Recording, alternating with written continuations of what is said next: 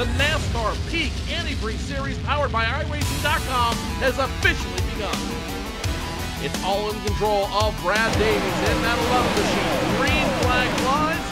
He's damn near banged up though. Now the 93 is going to push the 4 of Brian Day all the way up the wall. 4 wide down the super stretch point in the front. And now the 93, 39, the 3 machine goes around. Big trouble in the back. It's going to be the race to the win up front. Look behind him. They're 3 and 4 wide, trying to make a push to the front as the field gains speed in turn number 1. Kenny Humphrey, if he can rip it back to the start finish line, will win here at Daytona. 7 laps to go. As you love it, here we go. You love it. The 1 gets around, the 5 gets around. Big jump.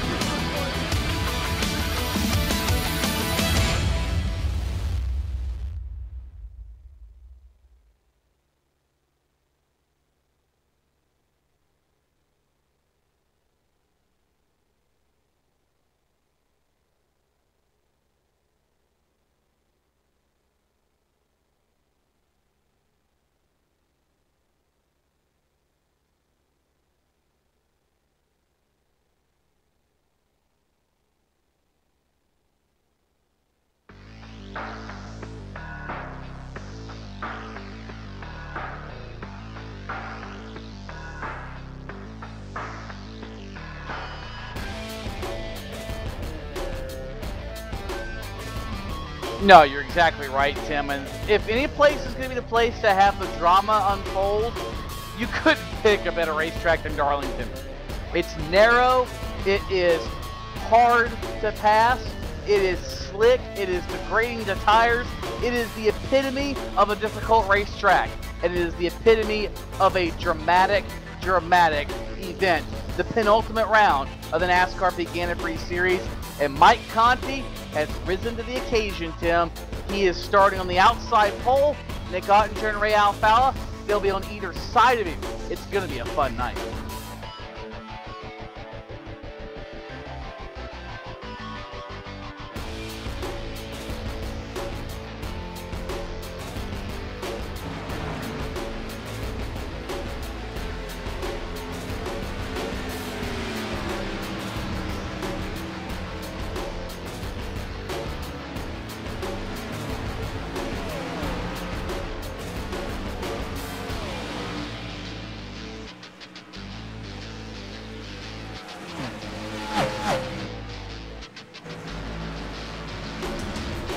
Yeah, Conti really did not run very well at Richmond. I mean, he ran top 10, but here's the thing, Tim. There's, what, 17 points between Mike Conti and Ray Alfalla right now? And here's the thing. If Conti runs 8th, 9th, 10th, and Alfalla runs 2nd, wins the race, leads a few laps, whatever, that's enough of a gap that it could come down to Ray winning a championship at Homestead. And same with Nick Ottinger. If he performs a little bit better than Ray does, and then finds himself in the same boat, he could have a different championship leader by the time we're done at Homestead. So don't think Mike Conti has this one in the bag by any means. Now, after tonight, that could be a different story. However, we talked about, Tim, this racetrack known for reaching out and grabbing various race cars at different times, and you know that stress has got to be weighing on all 3 of those competitors.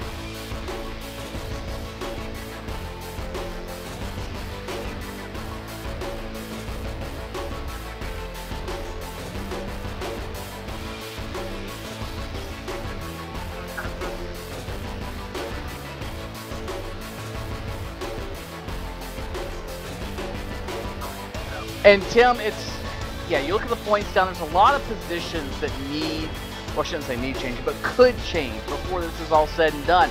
A lot of battles on down from 4th, 5th, 6th, all the way, especially to the 20th spot. And Tim, that is where so many people need to keep their focus at, because that 20th spot is where we determine who stays for 2015 and who has to race their way back in, or who might lose their eligibility for the NASCAR Peak Antifreeze Series if they're outside the top 20.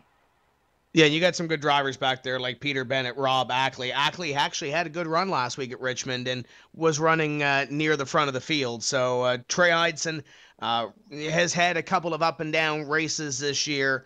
Kenny Humpy, as we mentioned back, and I guess apparently my microphone is back, which is probably a good thing.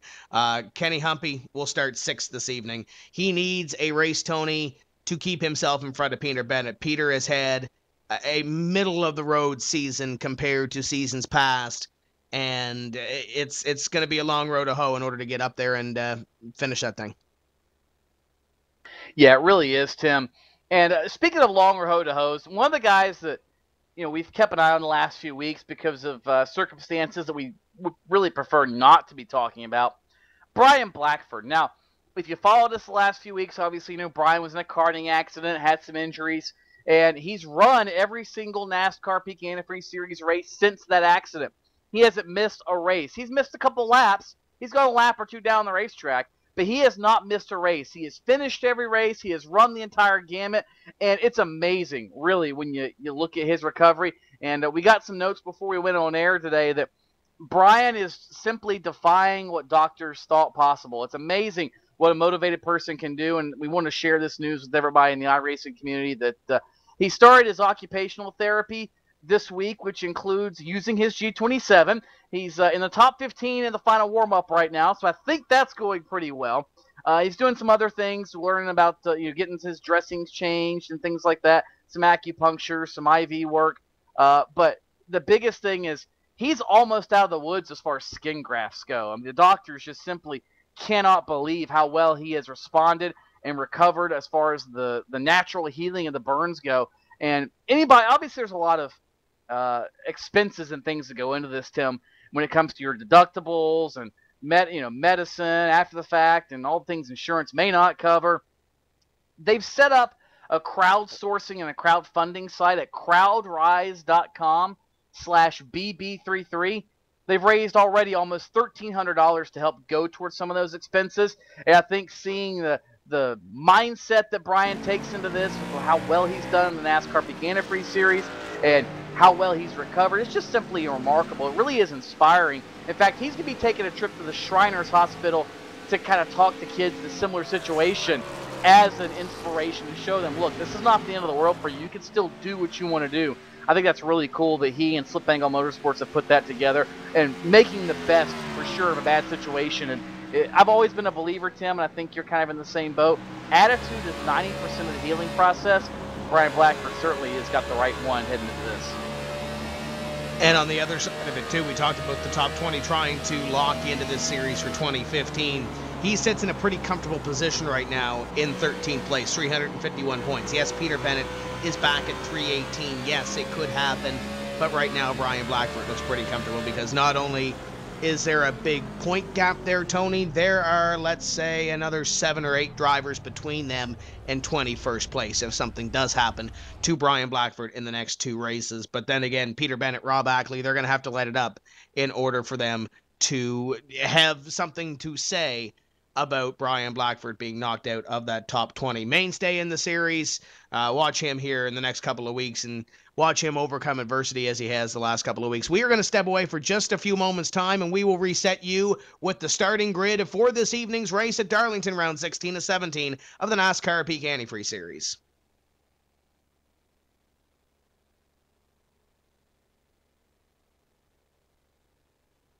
It's inside Peak Antifreeze. 65 years of experience in hot and cold protection. From an independent, family-owned business that's never been afraid to give you exactly what's right for your engine and your wallet. Peak. Run true. This is where it gets difficult. This is where your name's on the line, everything's on the line. You get that one chance to go out there and put down your best performance with the most amount of pressure.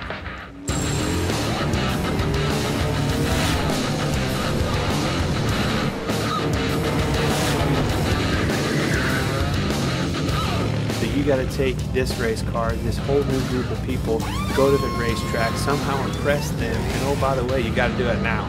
It's now or never. The first thing that went through my mind was like, no way. Just be real important to try to figure out how to keep the tires under him and run a smart 150 laps. They might bump him around a little bit, but what doesn't kill you makes you stronger.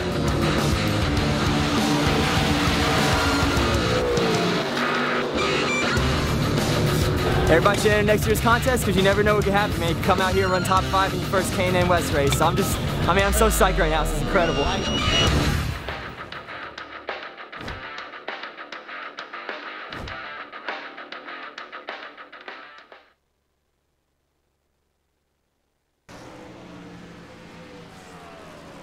The Lady in Black set to host round number 16 of the NASCAR Peak Antifreeze Series, powered by iRacing, the road to $10,000, getting ready to go green at Darlington. This is your starting grid for this evening's racing action, 183 laps around the Darlington Raceway. Nick Ottinger will start on the pole, exactly where we left off 2 weeks ago from Richmond, 27.582, 2/1000ths of a second. Michael Conti will start in position number 2.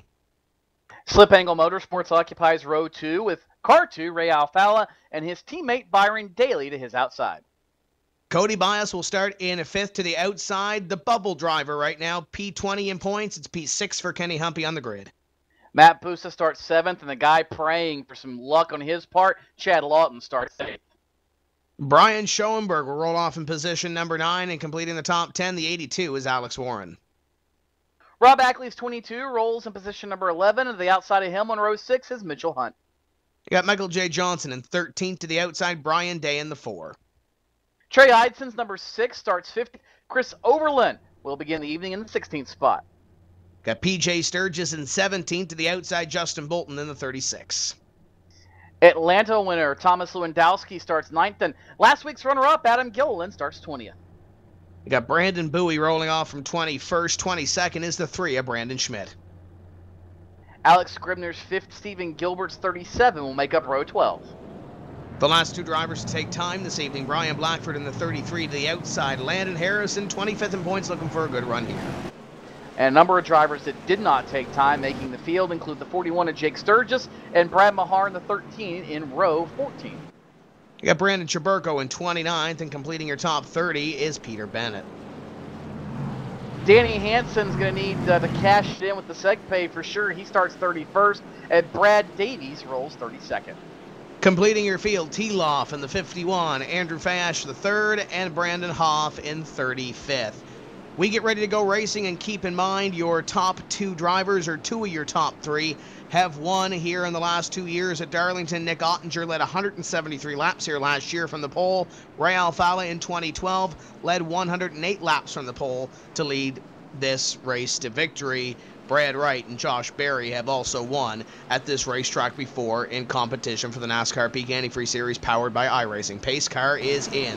Nick Ottinger getting ready to throw the hammer down for the first time, and he is already gone. Green flag flies, and what a flying start for Ottinger. He was on it. Conti and Alfalla will fall into line here with Byron Daly in 4th. Seems like the top 4 really the only ones that were awake on that start. They've already jumped out to a 5-6 car length advantage over the rest of the field, and I think that may be a little bit of a hint as to what Nick Ottinger's got in store for the rest of the night, Tim. I think he's going to be on the wheel, trying to go and trying to make things happen because he realizes what he's got to do. Mike Conti holds his fate in his own hands. Same with, well, Mike Conti's really the only one that does, but Ray Alfalla's in the same boat as Nick Ottinger. They need a little bit of misfortune on the part of Conti to really have a shot at it, and when you're running, the 2 guys you're racing are either right out your windshield or right in your rearview mirror, that's usually not good for gaining points. Yeah, Nick Ottinger right now got the 1 bonus point for leading a lap. I'm sure Mike Conti and Ray Alfalla also thinking that at this point. Keep in mind there's no more of these drop races or throwaway races in the last 4 races of the season. So you look at Ottinger, Conti, Alfalla, what you have is what you have. Alfalla makes a nice little gain through 1 and 2 on Mike Conti and sucks right up to the number 5 of Auto Gaming Cockpit Chevrolet as they go down now into corner number 3. Ottinger holding a fair lead up in front. We got a slow car on the back straightaway as I believe we are still green flag racing. Brian Blackford actually involved in the accident, Tim, in his number 33. It looks like Chris Overland might have been in it as well. But it all started right off of turn number 2, and it's very, very treacherous turn number 2 here at Darlington. Justin Bolton got into Chris Overland, and Bolton bounced it off the fence. Blackford spun to avoid, actually didn't hit anything, just locked it down. So his car is good to go. He'll just restart from the tail. But Overland and Bolton, pretty substantial damage to both of their machines. Overland stomped on the brake coming off of the corner, and I don't know why. If you look at the telemetry on the 47, even before the 36 gets into him, Overland gets on the brakes or something, Tony. Not sure what exactly happened there. The 33 does a pretty good job of sliding around and avoiding the 47. I'm not sure if there was any contact there or not. If not, it was really close. If you watch the replay, you go about cars ahead of Chris Overland. Look at Mitchell Hunt. Hunt bobbled. This shows you just how things can happen here at Darlington. Hunt bobbled coming off turn number 2, caused everybody behind him to check up. Trey Eidson, Brian Day, and PJ Sturgis, and Chris Overland. Well, he checked up as well, and he checked up at the wrong time, and around that car went. Ultimately, a chain reaction, and somehow it only took a couple of cars and put them in the outside wall. But the lady in black has been free already, and she's already chose a couple of dancing partners for the night. And a tough break for Justin Bolton. Not much that he could have done in that one to keep off of Overland when he did throw the anchor out or let go of the gas pedal, whatever the case may be. Half of the field in the back, though, Tony, coming down onto pit road, about 20th place or so back. Bolton on pit road.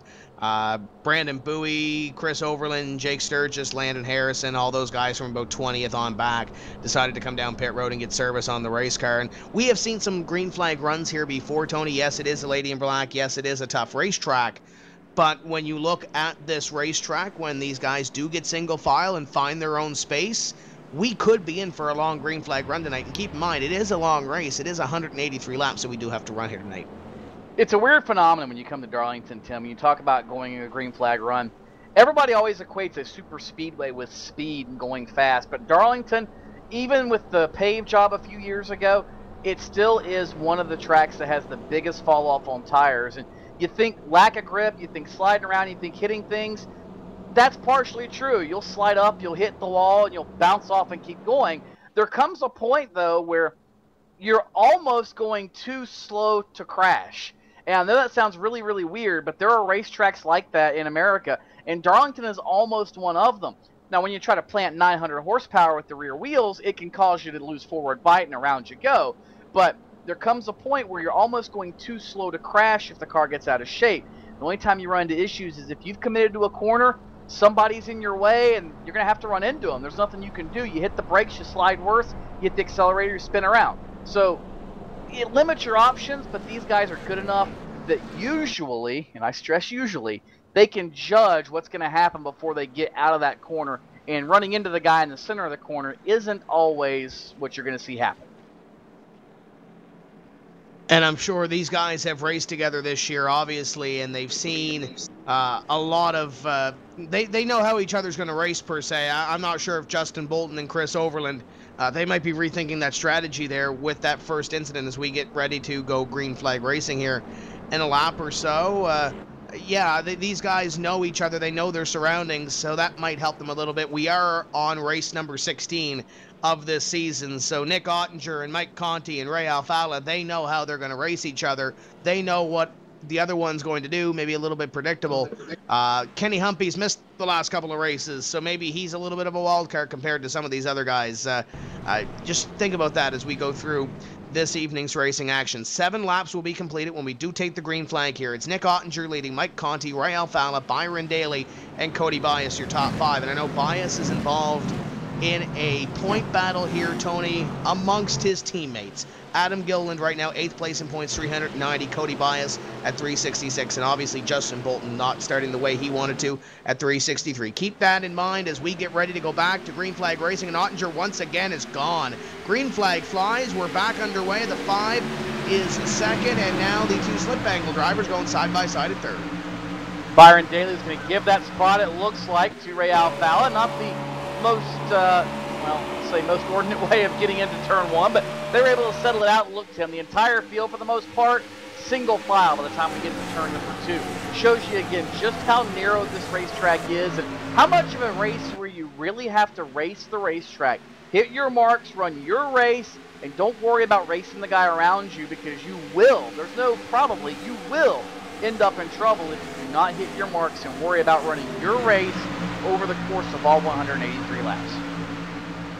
And once these guys get the rhythm set in here, I'm sure we're going to see a lot of green flag racing. You ride on board with Ray Alfala in the main performance sim pedals Ford Fusion, and you can see him work those pedals, or hear him work those pedals through 3 and 4, and trying to get around this racetrack and trying to catch Mike Conti as well in car number 5. It looked like Ray Alfala's car, albeit we only had 3 or 4 laps there on that run, Tony, but it looked like Ray Alfala's car started to get a little bit better compared to the first couple laps on that run. So we'll see if Ray Alfala is set up for the long run once the pressures do come up in those tires and he gets rolling a little bit. Great entry into corner number 3 there for the 2. We saw it at Richmond, Tim, where Ray was good. It was the opposite. Ray was really good in the early, short part of the run, but later in the run, the car just went to junk. And I think maybe he learned from that and chose maybe to take the gamble of setting the car for a long run here today. Being in that championship chase, there's a lot of pressure to get that car right, knowing which trend you've got to set up for and hoping you pick the right one. I wouldn't want to be Ray Alfala right now, trying to make that choice, knowing that you do not control your own destiny. You've got to make the right choice. Mike Conti, if he's off a little bit, yeah, it still would not be preferable to be him, but he can rest assured knowing he's got a little bit of a buffer, whereas Ray Alfala knows he cannot afford to lose anything in the next 2 races. Because those guys in that next race, if there is an opportunity, they may very well go Hail Mary at Homestead. We got 2 and 3 wide racing down the back straightaway here about mid-pack as these guys try to pick up some positions here. We're looking at Brian Blackford right now in position number 26 as he goes side by side with Brandon Chaburko. Just behind them, Brandon Hoff, Andrew Fayash try to play chase as these guys going at it into corner. The 48 of Brandon Chaburko going to let off the throttle and almost get into Blackford a little bit there off the corner. There's no almost. He did. Gave him a little shot in the shorts. The Blackford looks like he's going to pull away from Chaburko, and that's going to open the door a little bit further behind them as well for Stephen Gilbert and Brandon Hoff. Maybe try to make something happen. Gilbert in the bottom. Hoff working the top of the racetrack, going to try to motor back by. And I'll tell you what, Brian Blackford, again, we cannot reiterate this enough, doing a great job in his current physical condition. A little bit further up through the field, got some more cars moving forward, including Brandon Schmidt, working his way up to 21st, making a pass, and now we're starting to see, Tim, the balance of the cars, the better balanced cars, starting to move forward, starting to get a little more grip, starting to be able to maneuver around the racetrack, including Ray Alfala. Now he's closed in right on the back bumper of Nick Ottinger. We missed the lead change in the middle of all that. Mike Conti now has gone to the point. And that's 1 bonus point for the number 5 of Conti. That is big when it comes to the championship chase. The 2 of Ray Alfala currently in position number 3, and I'm sure licking his chops right now trying to get past these 2 up in front. Now we'll see if Conti can pull away a little bit over the 05 as the 2 looking at the Rheem Camry for position number 2 as Conti puts about a car length that last lap on the 05 of Nick Ottinger, and it looks like the 5 might be just a little bit better, Tony, on corner exit compared to the 05 where he's really driving it in. And we talk about a narrow racetrack. It's really easy if you get in a battle to miss your mark, and if you miss your mark just by a little bit here, you're in the fence. Yeah, it's very easy to do that, Tim, and in fact Ray Alfala now closes right in on the back foot of Nick Ottinger. And you know, I've noticed the lines. Alfala tends to be driving a little straighter off the corner. Ottinger seems to be a little freer off the corner, taking more of the arc on exit. And I've got a feeling that's going to come back to haunt Nick Ottinger. He's probably going to see that car go loose on him over the course of this run. Whereas Ray Alfala, I think, has some forward drive built into his car. He can get it rotated in the center a little bit better, and it looks like he can get back on the gas a little bit better and drive it straight off and hold more throttle to the floor. And if he can get by Ottinger, I think maybe Alfala could have something for Conti. I think, at least in the way I'm looking at it, Alfala has the better looking car at the moment, but we'll see what happens when he if he gets out from behind the 05 of Ottinger. Still very, very early in this race, though, as the 2 looks at the 05. This is the completion of lap 18 right here. You're right on the roof of the Ford Fusion of Ray Alfalla on the Camry of the 05 of Ottinger, and you can see that 5 car of Conti getting a little bit smaller and smaller in the windshield and on that roof cam as the 2 of Ray Alfalla. You best believe that he's trying to pick up a position here, just a matter of trying to set up the pass and not disturb anything that might happen between the 05 and the 2 as we complete 19 here. And keep a half eye on the little battle behind them as well as Byron Daly tries to hold off Kenny Humpy. Haven't seen a whole lot of Humpy in the last couple of weeks, Tony, but he's trying to protect a top 20 spot here at the end of the season. Yeah, he worked so hard in the Pro Series to work his way into the NASCAR Peak Antifreeze Series. He wants to not let that have to be his winter plans again to run the Pro Series. He would love nothing more than to have 5 or 6 months off before preparing for Daytona come next season in the NASCAR Peak Antifreeze Series. And if he keeps running like this, top 5, that's not going to be a problem whatsoever. And he's starting to move forward just a little bit. I mean, yeah, he started up inside the top 10. In 6th spot, he's up to 5th. But that Reese Tow Power machine looking pretty racy. So I think Kenny Humpy might be a little motivated to work his way forward as well. And for the most part, everybody else within the top 10 is keeping a little bit of distance between themselves, with the exception of that battle for position number 2, is even though Ottinger almost got him in the fence there in the middle of the corner, the 2 of Ray Alfalla continues to chase him down. One driver that's having another great run here as you look back from the 93, and there's a couple of cars back there behind them. That's Cody Bias, Matt Busa, and Rob Ackley. Rob Ackley has really turned it up these last couple of weeks, Tony, currently sitting in position number 8. He really needs to turn it up because he's 22nd in points. If he wants any opportunity at picking up a top 20 spot and a ticket into 2015, he needs to be on it these last 2 races.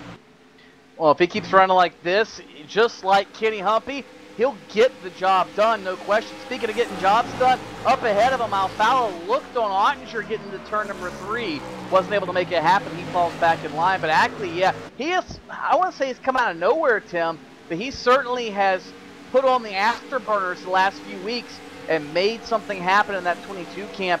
It makes you wonder what would happen if they discovered that speed earlier in the year for Rob Ackley, but I know he's got to be happy about the way he's run the last few weeks.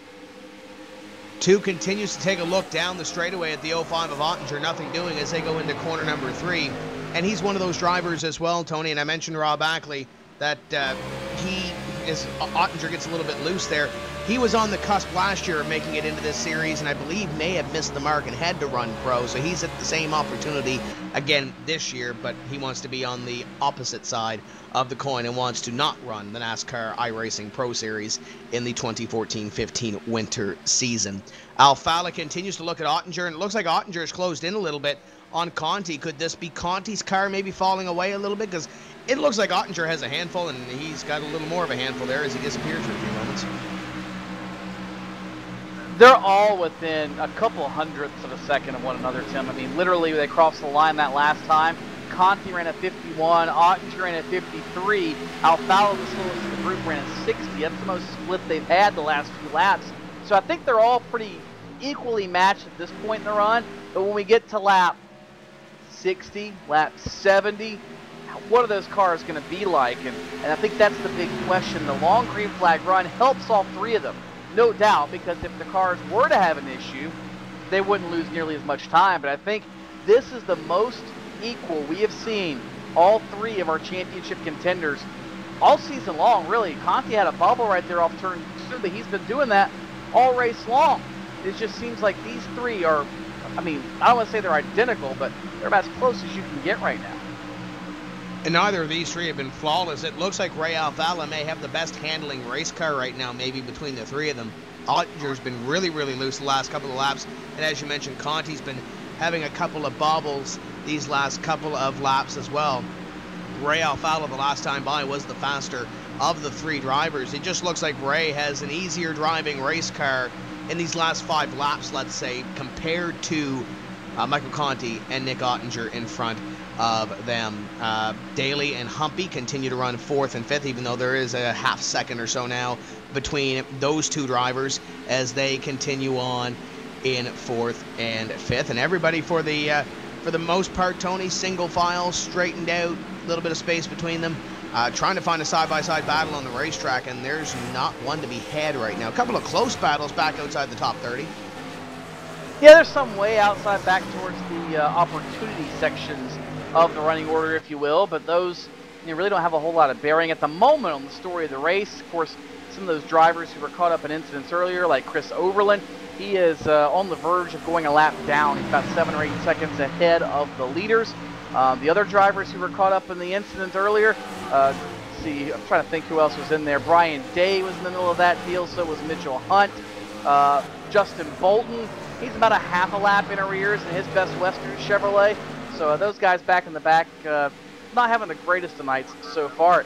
But we are watching now this battle for about the 10th spot. Michael Johnson has it. Day is there in the Plan B sales machine, as is Mitchell Hunt. And PJ Sturgis, who made his National Speed Sport television debut this week, won himself a big midget race up in the Northeast and got a little extra TV time. Yeah, PJ Sturgis starting off the season had a couple of last place finishes, literally. Finished 43rd the first 2 races, has clawed his way back up to 17th, and it's great to see him having another great run as the 57 looks up on the 19, 4, and 39 for 10th, 11th, and 12th right now. And there's Mitchell Hunt having a great run. He needs one of those. Change for second, Tim, sorry. Nick Ottinger, big slide off turn number 2. Killed his momentum. I thought maybe he was going to eat some safer barrier. Did not. That did allow Ray Alfalla, however, to get around him. So move Ray Alfalla up to second. Ottinger now back to third. We'll see just how good the 2-car is if he can run down the 5 of Mike Conti. And with that exchange, they lost about a half second between themselves and car number 5. So Ray Alfalla going to have to make that back up as the 05 of Ottinger will fall off the pace a little bit. Byron Daly has been passed by Kenny Humpy in position 4 and 5, and Daly falling back a little bit off the pace of Humpy, so it looks like Humpy may have just turned it up a little bit too. Well, Byron kind of came off turn 2 and just pulled over. You can see the car backfire to indicate he backed out of the throttle, so Byron just let him go. I think he wasn't comfortable running Kenny's pace at this point. We talked about running your own race, hitting your own marks, and trying to race the racetrack. And I think that's exactly what Byron Daly is doing right now, is right on board with Ray Alfalla. And last time by, it was a couple of hundredths of a second quicker than Mike Conti. This last time by, same deal, about a third of a tenth. Doesn't sound like much, but after 10 laps or so, that's 0.3 of a second. That's half the gap he's got to make up for that 5 car.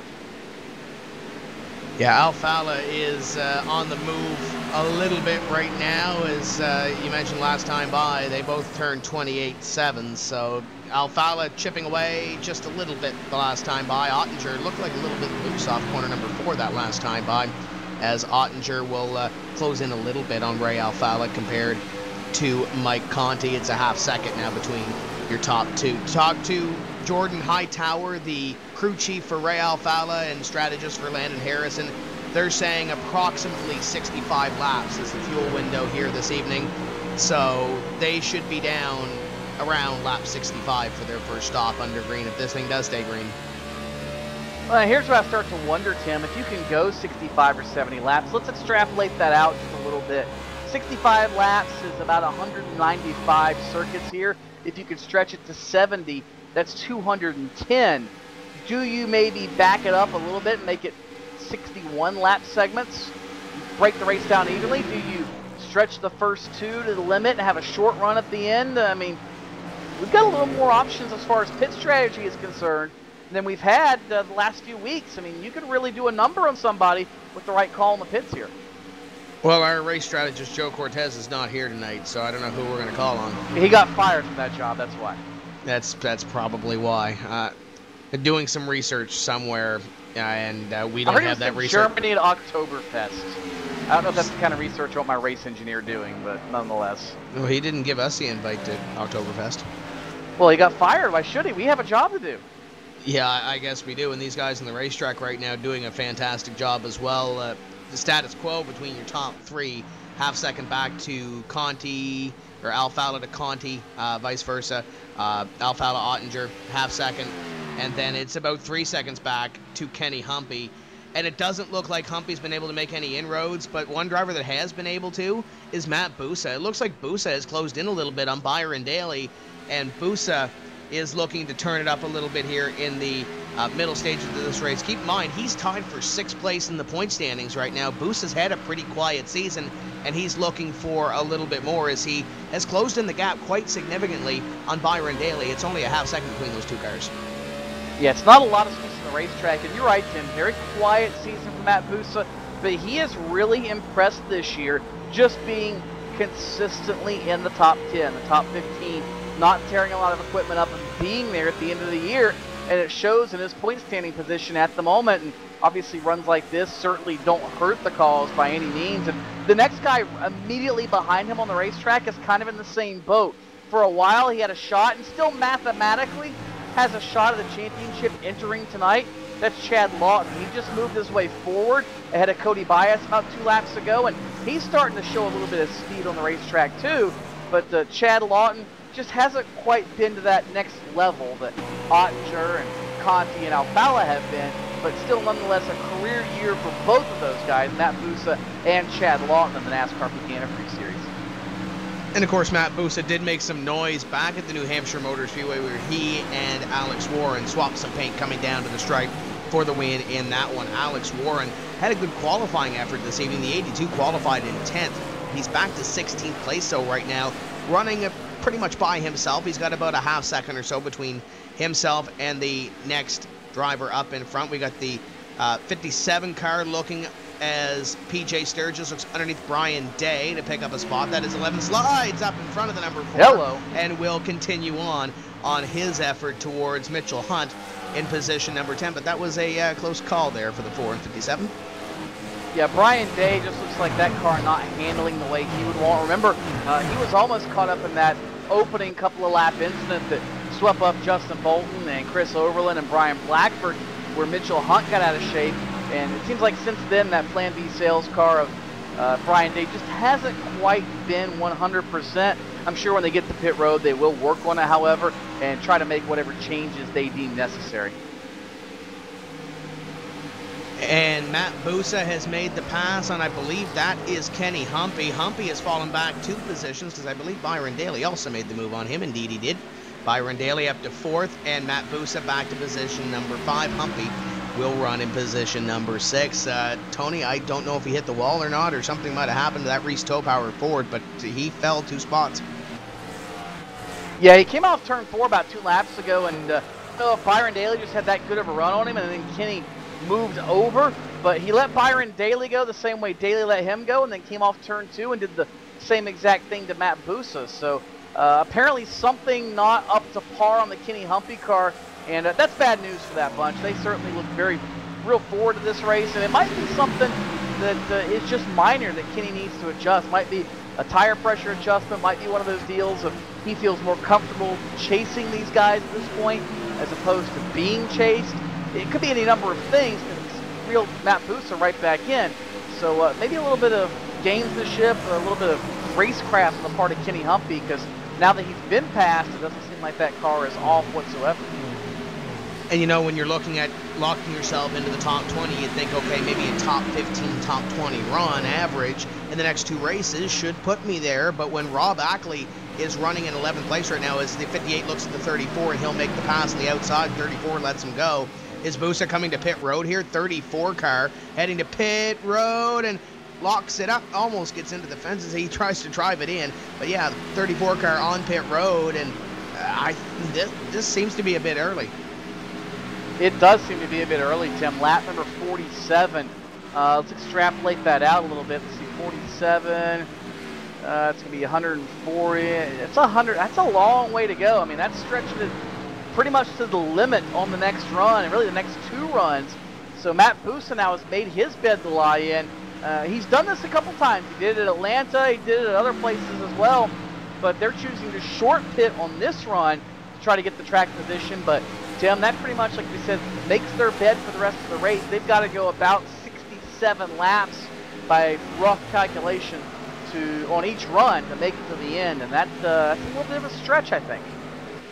Fresh tires are going to be big here, and I have a feeling we're about to see how big fresh tires can or can be We'll see what happens here when Matt Busa gets up to full speed. But Conti, Alfala, Ottinger, your top 3 in this event. And you'd have to believe with Matt Busa, obviously pitting, new tires are going to be great. But he's probably forecasting this thing is going to go green for a while. And really, where he was at, Tim, if you want to win races, that's sometimes the gamble you have to take. He's far enough up in the points, he can afford to take that gamble, and I think he'll still be okay. And if this works out for him, he wants a caution as soon as pit stops cycle through. So he needs this race to stay green for about another 15 to 20 laps. If that happens, Matt Busa will be the leader, no question. 50 car Scribner comes down pit road. Bowie is still on pit road. He was already a lap down, so I'm not sure if he missed pit road or whatever the case may be there, but Brandon Bowie also taking the opportunity to come down onto pit road. 51 laps completed on the racetrack for Michael Conti, Alfala, Ottinger, Daly, and Kenny Humpy, your top 5. Last lap by for the 5 of Mike Conti was a 29.08. Busa should be back on the racetrack right now, and he was a 28.13 the last time by. So yes, a full second or so between new tires and old tires between the 34 and the 5. Tim, and watch this right now. Look at Nick Ottinger, look at Michael Johnson. Johnson's been to pit road with stickers. Just a half a lap, or 2 laps ago, he was a half a straightaway behind Ottinger. Watch with ease. He goes by Ottinger. Now watch him catch Ray Alfala, just the center of the corner. He'll reel in 3, 4, 5 car lengths. That's what tires mean here at Darlington. That's what Matt Busa's been. Like I said, if this cycles through, Matt Busa will be the leader. But as soon as Nick Ottinger gets pet, look, he's headed to pit road now. Nick Ottinger coming in for service on the Reen Camry. So Ottinger will come down pit road on lap number 53 of this event. And yeah, you saw Michael Johnson there. He's going to get up here and try to unlap himself from Conti, but that's only one of the 2 laps he's down, Tony. They're hoping that this thing does stay green and stays green for a little while, as Ottinger's getting service to his race car right now. Yeah, long until finally Ottinger able to get down to his stall, and it looks like there will be 4 tires and fuel for the Reen. Pretty much routine service on his car, and now he's going to have to go about 130 laps front with a little bit of leeway down and away as Ottinger. Let's see what kind of time he makes up now on the leaders. We'll see what happens here as Conti and Alfala stay on the racetrack. It's Nick Ottinger that comes down pit road, and now off of pit road it looks fairly clean for the 05 Reen Camry. Conti continues to pace his field. He's got Jake Sturgis behind him, and Sturgis is on new tires. To the inside goes the number 5, and he nearly got a little bit sideways and almost took the number 5 with him. The 50 will go to the inside as well, and we'll have to see, Tony, when Conti does decide to pull the trigger. Yeah, we're going to see, and Tim, the longer we got problems. Johnson goes around, and that's exactly what Matt Busa did not want to see. That is what Nick Ottinger did not want to see. Oh dear, we have just taken the championship picture and trimmed it, I think, by 1, Tim. That incident, again, it shows you the difference between new tires and old tires. That speed differential is essentially what caused the accident involving Brandon Schmidt, Brandon Chaburko, and the 39 of Michael Johnson, who had just come down pit road about 10 laps prior. Don't think Ottinger's completely out of it. He will get the wave around, assuming that all of these drivers in front of him do come down pit road, but he is going to be back in that little hornet's nest back there, Tony, and if we do have a caution, I don't want to say more than likely Ottinger will be involved in it, but he'll be in that area where he's probably going to have to dodge a couple of bullets in order to get by. Conti, Alfala, Daly, Humpy, and Chad Lawton are your top 5 as the field collects the pace car down the back straightaway. 58 laps completed, and we should see everybody that is on the lead lap down pit road here. Yeah, there's pretty much no should. We're going to. This falls perfectly in the window of allowing everybody to come down pit road and run this race on one more stop. So well-timed caution for the leaders. And again, it'll be fun to see what Ottinger and company do and how he is able to slice through the field. If at all, Tim, it seemed like most of the field was running about the same speed on a track that is so hard to pass on. So Ottinger might have his work cut out for him, or he might take some pit road gamble later in the race to try to make things happen for him. So here we go. Conti and the rest of the lead lap cars, 21 of them to be exact, head down the pit lane, and we anticipate nothing more than, or nothing less, I should say, than 4 tires and fuel. Alfala begins to pull off to his stall. Conti going to be P2 on pit lane. They're both in with Byron Daly right behind them. Top 3 runners in the top 3 spots on the pit lane as far as this yellow is concerned. 4 tires and fuel. Typical service on all of them. Daly's crew a little bit ahead of the Alfala bunch. Same thing with Conti. Looks like they might win the race off pit lane. It will be Conti. Alfala able to nose ahead of his teammate. Humpy back there. Mitchell Hunt also in that number 19 car. Spectacular service from his team. And everybody, 4 tires and fuel. Service now complete.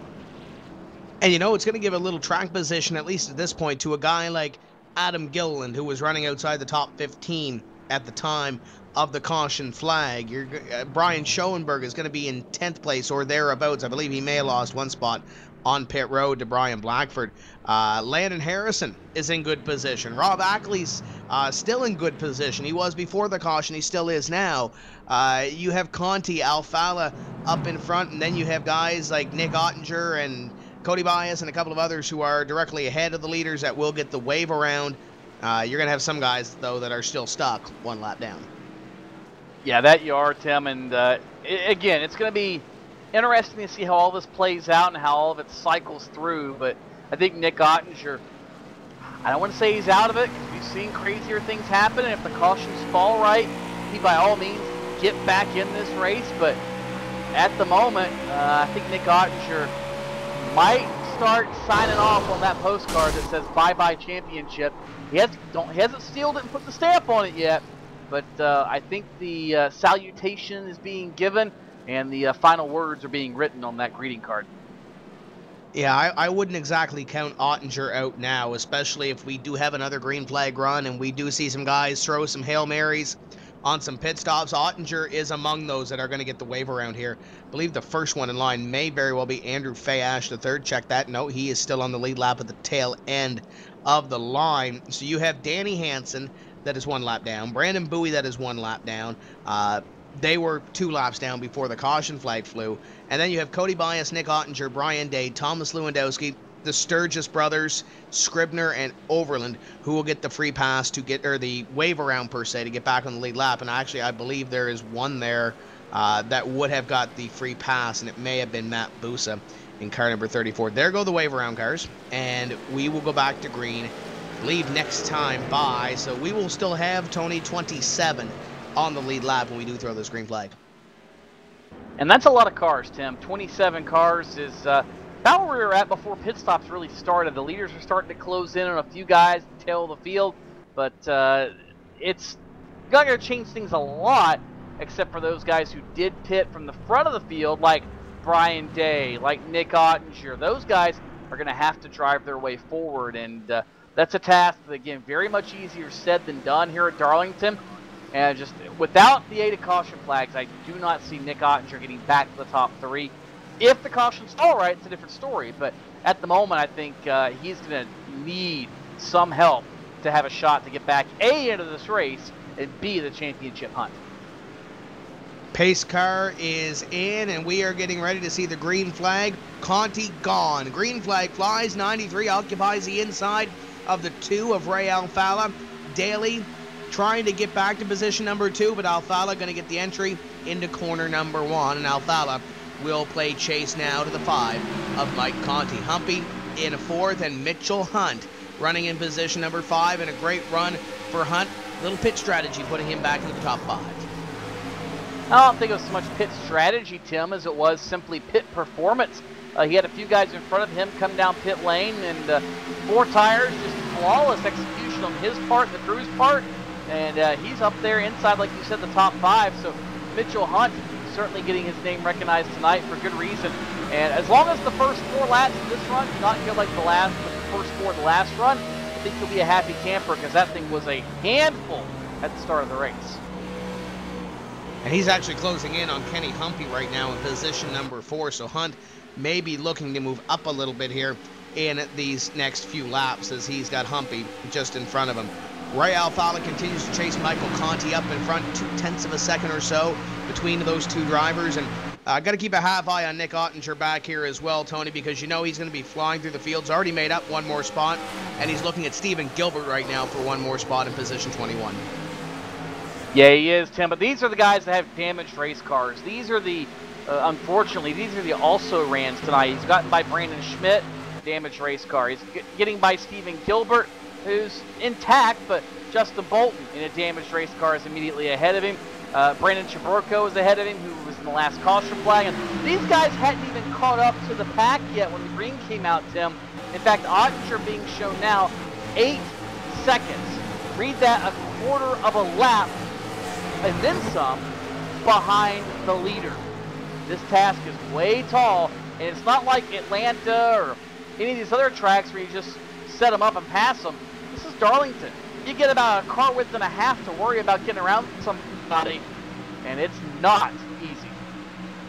Yeah, these guys aren't going to move over, and they don't have to move over. They're racing for a position right now. Stephen Gilbert in the 37 almost gets run over by the 05 of Ottinger. Ottinger to the inside, and will pick up that position, and I believe they're coming up on a slower vehicle here. That would be the 54 Brandon Bowie, and that could make things very interesting here. 36 and 51 almost have a moment. The 05 of Nick Ottinger trying to get around those two teammates. The 54 not making it very easy on either of those guys, and I believe isn't Bowie a part of Gale Force, and the 05 of Ottinger is too.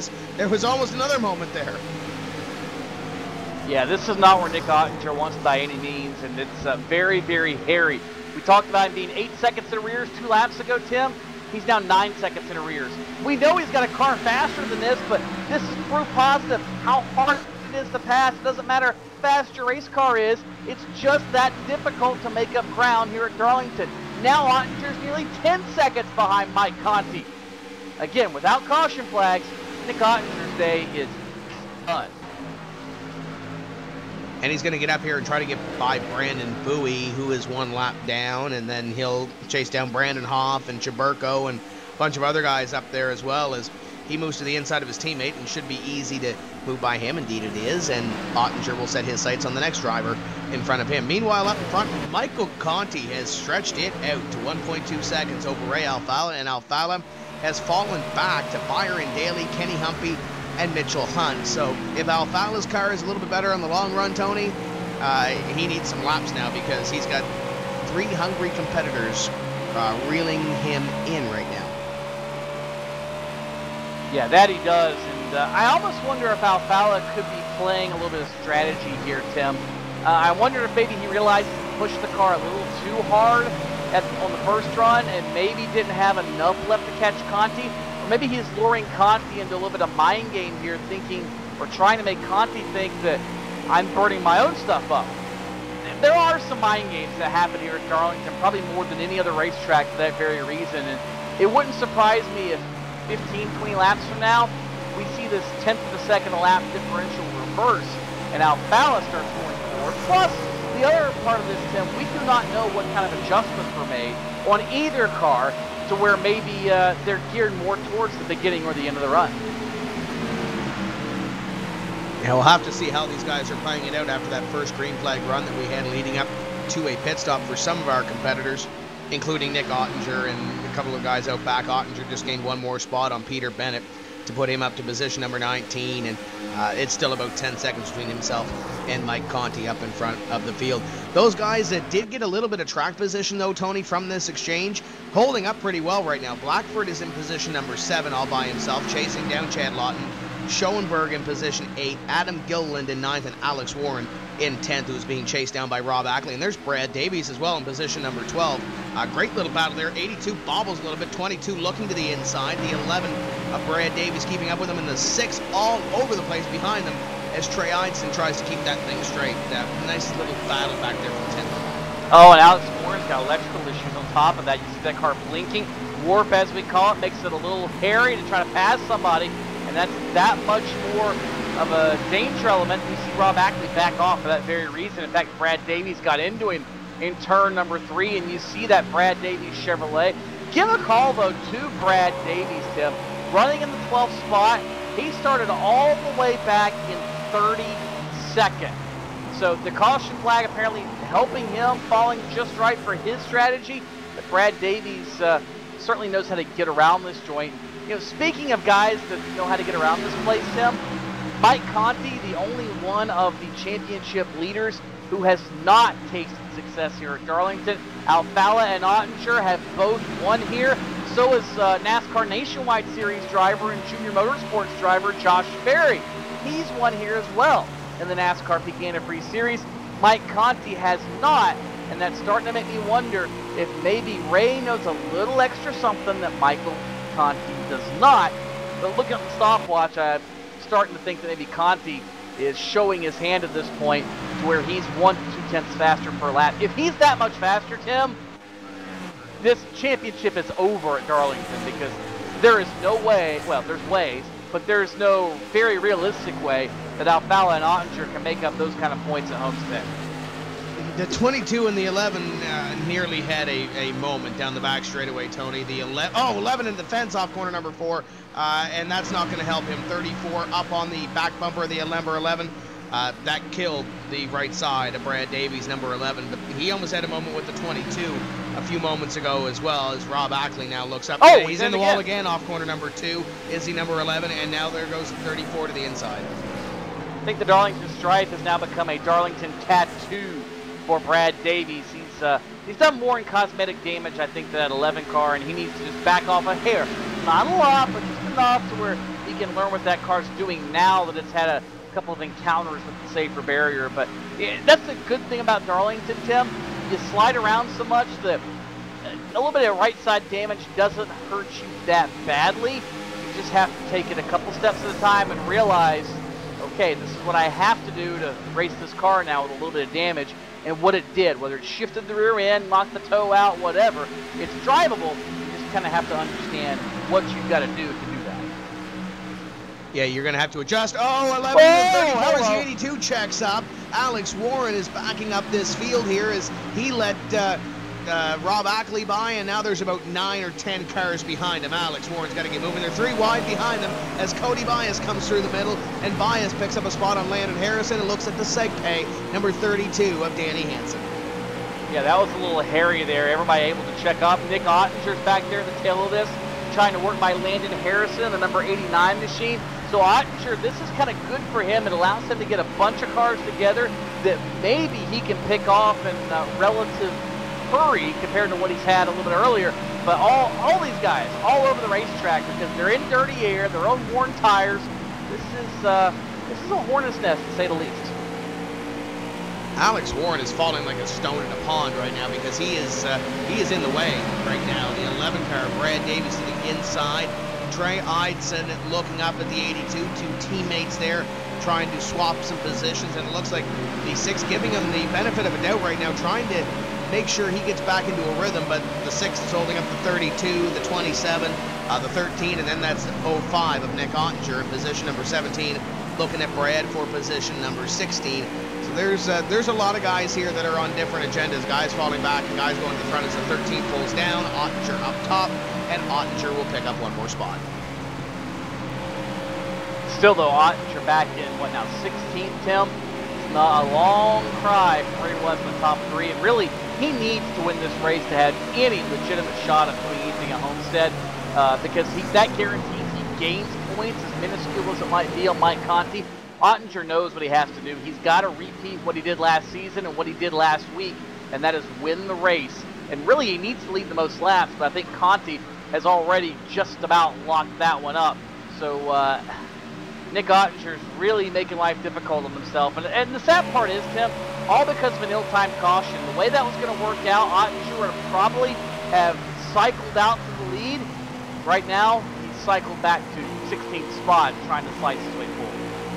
But this thing is still far from over, Tony. We're not even to the halfway point of this event. But if this keeps happening right here, 32-27 side by side, these couple of close moments here for Ottinger, one of these close moments is probably going to reach out and bite him at some point, as the 05 is up on the 32 and nearly gets into the wall in between 1 and 2. The Rheem Camry looking once again on the 32 of Danny Hansen to try to pick up one more spot, but Yes, it's 11 seconds behind. Yes, he's a little bit off sequence, but we are not even to the halfway point of this race. Still got a little ways to work. If he can grab a couple of well-timed cautions, he should be able to be back up here, and maybe he'll have something for Conti. It's still a long way off. And he needs one right about now, Tim, because we're almost to the point that everybody's been down pit road, and we're getting close to where some of these guys might have to short pit again that were already down pit road.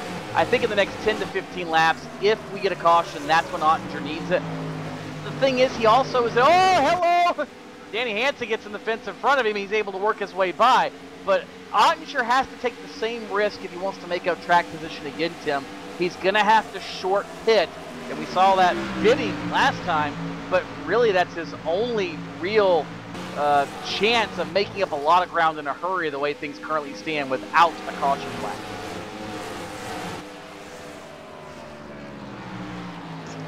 You saw the 19 pointing it towards the inside wall there from position number 5. He lost 2 spots. Brian Blackford moves up to 5th with Kenny Humpy in position number 6. Mitchell Hunt fell back to 7th. Schoenberg and Gilliland complete your top 10. It continues to be Michael Conti up in front by 2.5 seconds. And then Byron Daly in position number 3, a second and a half off the pace of the 2 of Ray Alfala. Lawton in position number 4. And Blackford, as we mentioned, occupies position number 5 now after Hunt at his little slide off of corner number 4. Last time by the stripe, Conti was just 300ths faster than Ray Alfala, as Blackford continues to run right now in position number 5, chased down by Kenny Humpy, and he's got a couple of straw cars ahead of him. He may be catching Chad Lawton and Byron Daly here on this run. I think he might be, and I know we've said it 16,000 times, but Brian Blackford driving essentially with one hand.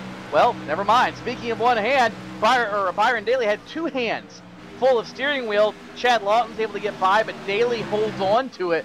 But Brian Blackford driving essentially with one arm, one hand, whatever you want to call it. This has got to be inspirational for not only him, but anybody that's faced any sort of physical injury. But the guy is just a remarkable inspiration, Tim. Look at him. Up into 5th spot. He's the worst running slip angle motorsports driver right now. They're running 2nd, 4th, and 5th. That's not too shabby.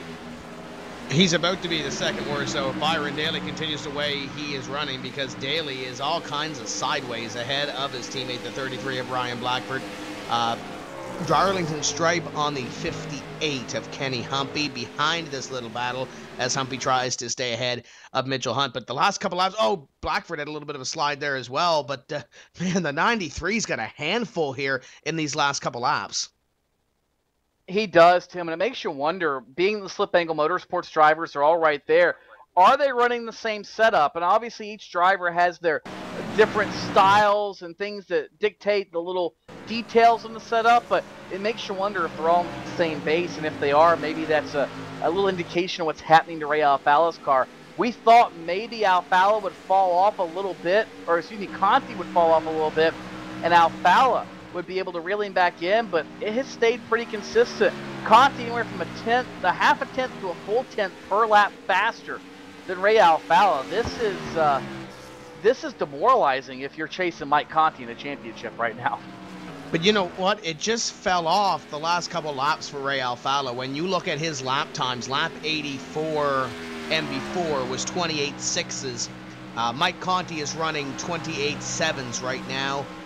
The last few laps for Ray Alfala, last 4 laps have been 28.8s, and the last lap by was a 28.90. So Alfala has fallen off. That car, it appears, Tony, has cliffed right now, and it's cliffed a little bit sooner than Mike Conti's has, because the last 10 laps for Conti have been average 28.7s, 28.6s. That last lap by was a 28.79. The last time Alfala had a lap of 79 was 5 laps ago, and last time by it was an 86. So Alfala's car has fallen off greatly compared to Conti's. It makes you wonder what kind of adjustments he made on that last stop, and maybe he needs to undo those on the next stop, or conversely, it could be what kind of adjustments that Conti made on the last stop that he needs to keep going in the same direction or not touch it on this next run. And I'm almost to the point where I'm Ray Alfala. I short pit the next segment. I know there's a lot of risk in it, but the way things stand, you're not going to beat Mike Conti. He's going to gain 4 or 5 points on you over the course of this race, which puts him not out of reach, but out of reality at Homestead, barring some sort of catastrophic issue. And I think Alfala's only hope of getting in front of him is going to be to short pit. And he needs to short pit by a good 4 or 5 laps over Conti. Pretty big risk. We saw it happen to Nick Ottinger, but I think that's going to be his only shot to get ahead of the 5 car. If he's ahead of him, he might be able to hold him off, but there's no way he's going to hold him off 4 seconds behind him. Yeah, he's going to need something like maybe a couple of quick restarts at the end of the race per se, and maybe throw Conti off his game. That may be the only way at this point that Conti is going to lose this race, barring any sort of pit strategy or any sort of caution falling in the wrong place at this point. Chad Lawton in position number 3 right now, and he is nearly 2 seconds behind Ray Alfala. Daly, Blackford, Humpy back here, 4th, 5th, and 6th, going at it for the spot. It looks like Humpy has caught these 2 slip angle drivers who were battling for position number 4, and it looks like Daly, albeit he is still sideways, it looks like Blackford may be developing a little bit of a free condition too. Well, I think Brian Blackford just being a little cautious. I mean, relatively speaking, that's a relative term, but I think he is being a little cautious because it is his teammate in front of him, number 1, and number 2, he's essentially racing with the one arm, one hand still. Despite feeling that much better, it's not 100%, and that makes life a little more difficult when you don't have full control of what you have. But if this is what they call therapy, sign me up, because I need it. This is one of the best runs Blackford's had all season long. And you're right on board with car number 33 right now as he looks up at the 93 of Byron Daly, and they have about a 2.25 seconds or so between themselves and Chad Lawton in position number 3, as these guys are, some of them are babying it around this racetrack as these cars continue to fall off and get a little worse to handle. And as they go at it for the spot, Tony, it appears that Mitchell Hunt is starting to close in just a wee bit as well in position number 7. Schoenberg, Gilliland, that's the product of some pit strategy, was staying out in that caution flight, flying the way it is, and they've held within the top 10. They sit in 8th and 9th respectively, and Matt Busa has worked his way back up to position number 10. There is another driver that had to get the wave around on that caution in order to get back on the lead lap. He's doing fairly better right now than Ottinger, albeit he did have a little bit of track position on Ottinger. Busa runs 10th, Ottinger runs 14th. Yeah, and Ottinger is still stuck behind the 82 of Alex Warren. In fact, last time by, he was ahead of Alex Warren, but slipped up and Warren got back by. So I think Ottinger has taxed out the Reen car to where that Camry is in dire need of tires, in dire need of a pit stop, and he is just hanging on for dear life. And that's the thing, you get stuck back there in the back, you've got to use the race car up and pray circumstances work to get your track position. Otherwise, you're not going to go anywhere, and I think that's exactly what's happened to Nick Ottinger now. As, well, speaking of which, Matt Busa's on pit road. This considerably early, Tim. Busa cannot make it the rest of the way. He'd have to go 82 laps. I don't see that happening. Busa on pit lane, apparently figuring this is going to have to be 2 stops. Maybe take advantage of the fresher tires for both of those runs. And keep in mind, Tony, lap 101 is when he comes down pit road. He pitted first on lap number 47, and Nick Ottinger was down 6 laps later on lap 53. So keep a half eye on that 05 as well, as Ottinger, I'm sure, is going to try to stretch it a little bit, but that might be something to watch as we go on here. 33 of Blackford continuing to put pressure on the 93, and they've actually pulled away a little bit from Kenny Humpy. Humpy getting into corner number 3 a little bit better that time and trying to gain a little bit of time on these 2 in front of him. But yeah, the 34 of Busa was the first to really start the green flag segment of pit stops the last time. If that's the case, we should see Ottinger down within at least the next 10. That's assuming Ottinger sticks to the same strategy. I tend to think Ottinger was trying to break the race up, and he's going to have to wait a little longer to do that. Like we said, we heard lap 65, lap maybe 70. If that's the case, you're going to have to wait at least another 10 to 15 laps to come down pit road, and that's a long time to wait here at Darlington when you're sliding around with no grip. 58 of Humpy continues to lurk behind the 33 of Brian Blackford for position number 5. Conti continues to lead. It's now 4.2 seconds over Ray Alfala. Chad Lawton comfortably in position number 3, and then that gaggle back there of 4 cars for 4th, 5th, 6th, and 7th place as this time by. We complete 1:05. You got some cars coming down on pit road that were at the rear of the field. Alex Scribner was among those that were coming down early on that last run. So you got some guys that are starting to peel off now, and Cody Bias, I believe, is one of the next ones that may come down pit road, but he's battling with Brad Davies right now at position number 10. Keep a half eye on Ottinger as well. He just passed Rob Ackley, and Tony, I don't know what happened to Rob Ackley's car, but he's definitely got into the fence with the right-hand side of that thing.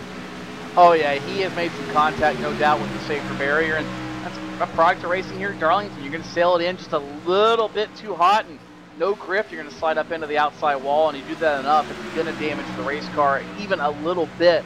And Rob Ackley trying to wrestle with that machine now and trying to get it under his control, but like you said, Tim, he has fallen back to 14th. Ottinger just working his way by up. Oh, Ottinger, hello! Just about off the farm off turn number 2.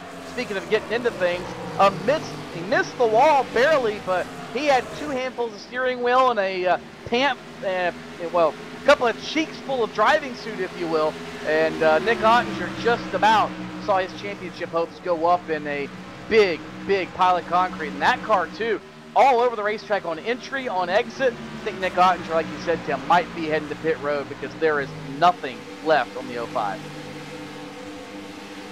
And Ottinger has a little bit of time now between himself and Rob Ackley as he pulls away a little bit, albeit that thing looks like a handful. Nearly 5 seconds between Conti and Alfala, and it probably will be 5 seconds by the time they come back across the stripe to complete this lap. Lap 109 being worked on the board. Chad Lawton in position 3, and then Byron Daly, Brian Blackford complete your top 5. As we close in on green flag pit stops, there is the completion of 109 on the racetrack, and if these guys can go approximately 60 laps or so, 65 laps or so, Tony, you would need to push it just a little bit further in order to make it on the one stop.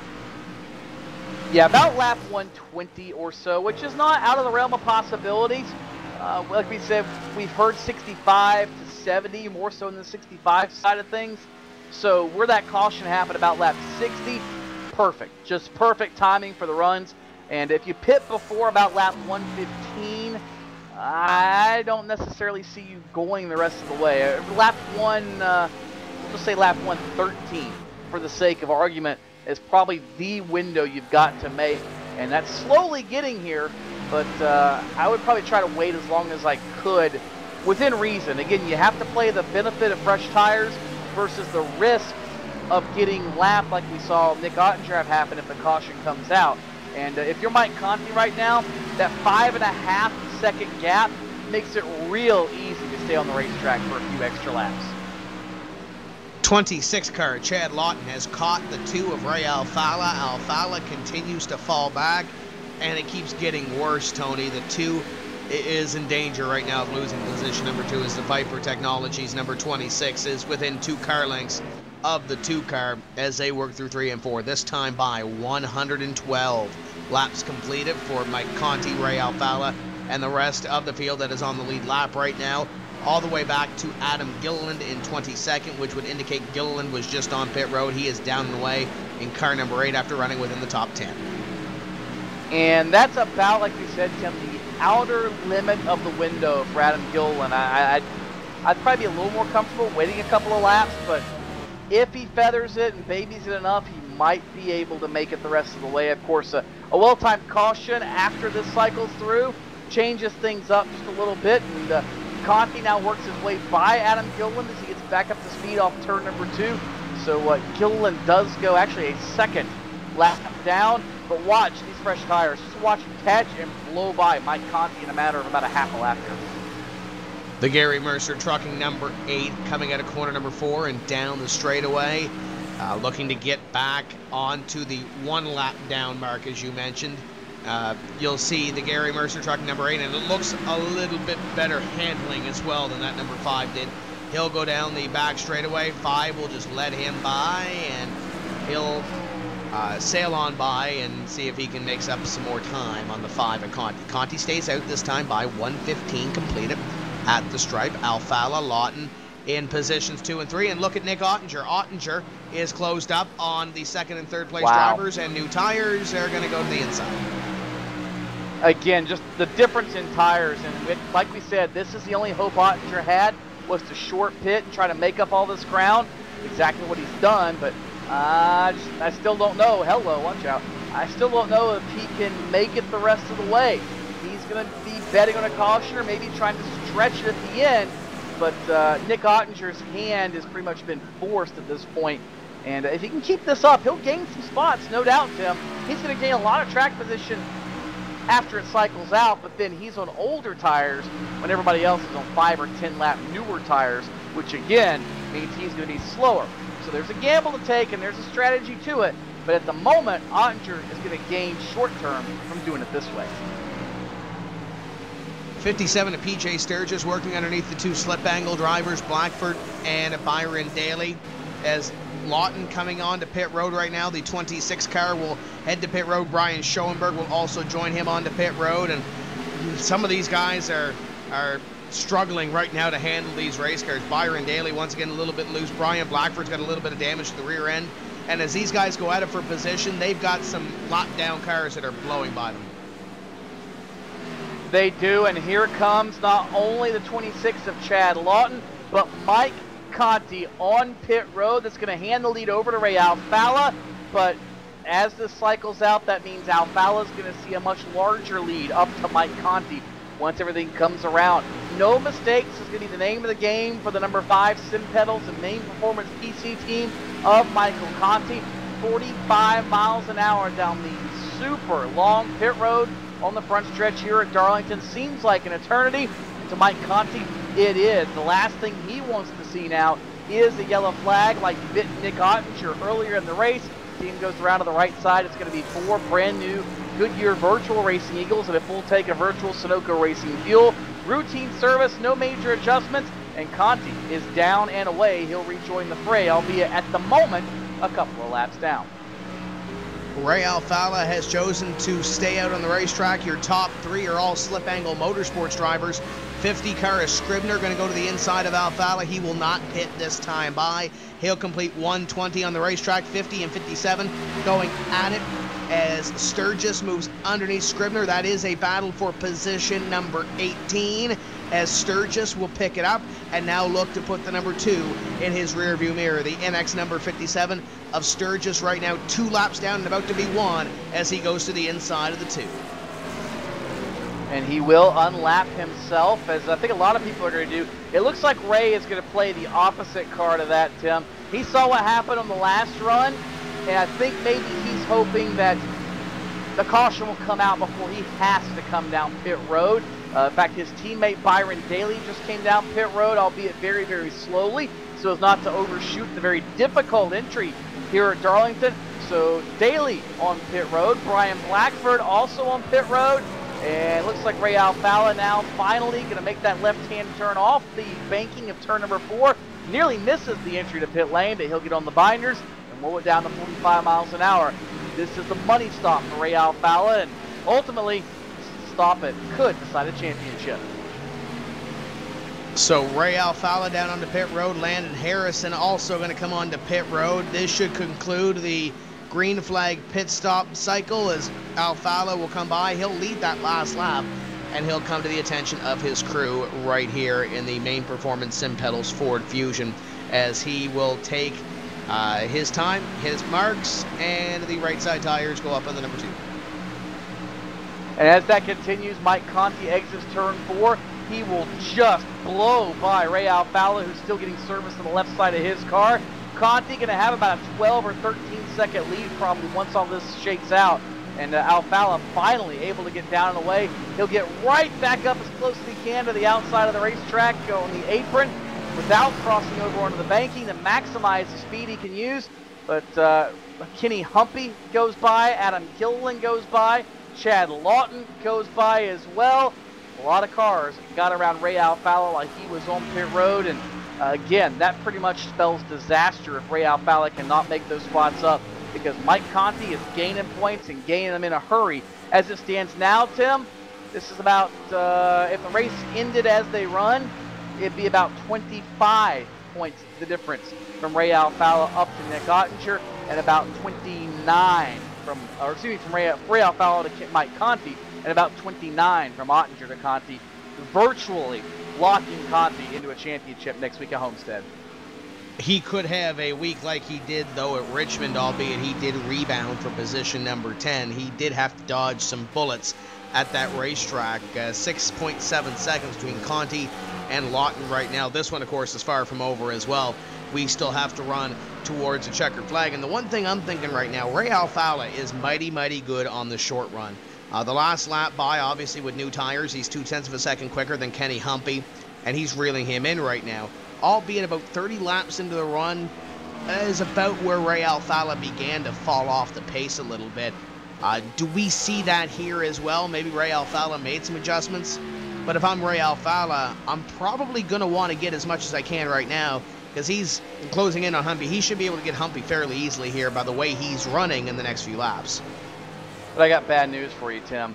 Mike Conti, his first lap out of the pits, ran his fastest lap of the race. And in fact, the last few laps have been nearly just as fast. Everybody else is staying consistent or getting slower, it seems like. Mike Conti just gets faster and faster each run. I don't know how you stop this kid. I mean, for a guy that thought he was going to run this season part-time at the beginning of the year, this is just turnabout in the most ultimate fashion. Conti putting on a clinic here at Darlington. I don't think we've seen this kind of domination from a driver at a racetrack this difficult in, I don't know, a long, long time. And even the last time by, Ray Alfalla, clean air, 28.50. Michael Conti, as he was catching traffic, 28.29. With older tires, Tim. Exactly. That 5-car of Conti is going to be really, really hard to beat in the last run of this event, as Conti last time by, even if he was passing Brandon Chaburko, he had a 28.40. Alfalla the last time by, a 28.48, and Conti was in traffic. Yeah, the more we sit here and analyze the scenarios, the worse and worse the news gets for Nick Ottinger and for Ray Alfalla. And the thing is, Mike Conti really hasn't dominated most of the season. He's been consistent, he's been good, but these last, this week obviously, in the last couple races, he's really, really pouring on the gasoline to the fire. And it makes you wonder how much he's been holding in reserve that he hasn't shown these guys, or maybe they've just simply discovered all this new speed with the recent builds and the recent adjustments to the tire and to the race car itself. Yeah, Conti's continued to improve, and some of these other drivers, give a call out to Adam Gilliland as well. We didn't talk a whole lot about Adam Gilliland this evening. He started in 20th and ran back half of the top 10, and right now he's parlayed a little bit of strategy. He's short pitted compared to some of these other drivers on this field. He's up to position number 3. Had a great run at Richmond, had a great run 2 weeks prior as well. It just seems like Gilliland has really caught fire and up to position 8th in the standings, and he can realistically, if he has a good night, Chris Overland has had a little bit of bad luck tonight as well. He could very well be in contention for a top 5 run in the points if everything goes his way, Tony, in the next 2 races. Yeah, he could, Tim. That's the thing. The championship, as they run, is, I think, almost locked up for Mike Conti. But all those other spots, this is where we see a lot of guys moving and shaking throughout the standings, trying to do what they can to maximize these last couple of races. And, that's probably one of the battles we should watch, is that battle for 20th, 15th, for 10th, for that matter. And so this week, it's all the guys mired from 5th to 15th instead of 15th to 25th. I mean, it moves every week, but it seems like it's always the same guys right there next to each other. These guys took a pit stop. We are going to take the opportunity to as well and bring you back to the finish. 50 laps to go at Darlington. Don't go away. The NASCAR Peak Antifreeze Series will be back right after this.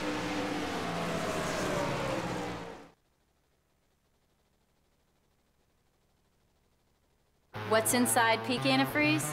65 years of experience in hot and cold protection. From an independent, family-owned business that's never been afraid to give you exactly what's right for your engine and your wallet. Peak. run true.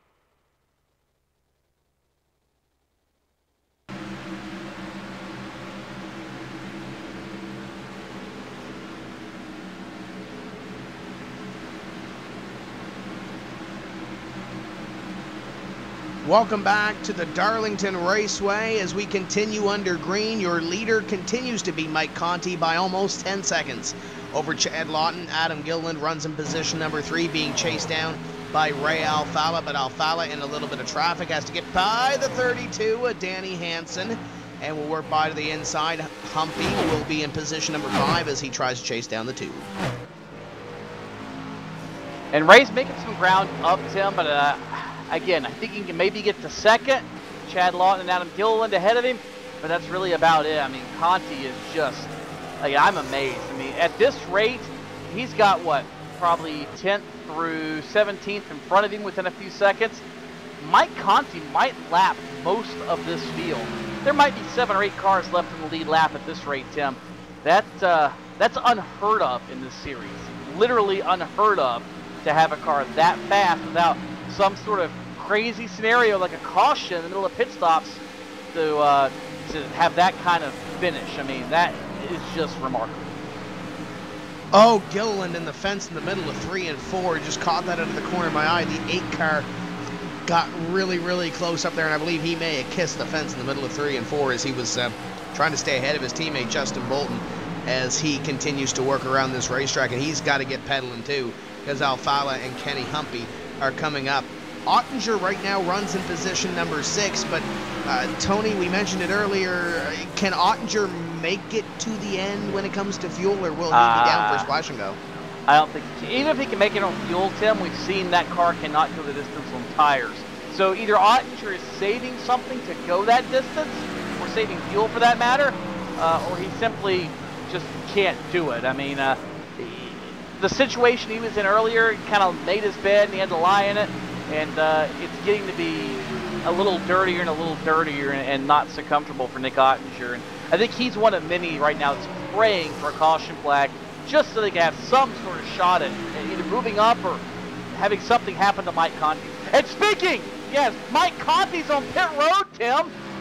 Well, I thought he could go the rest of the way.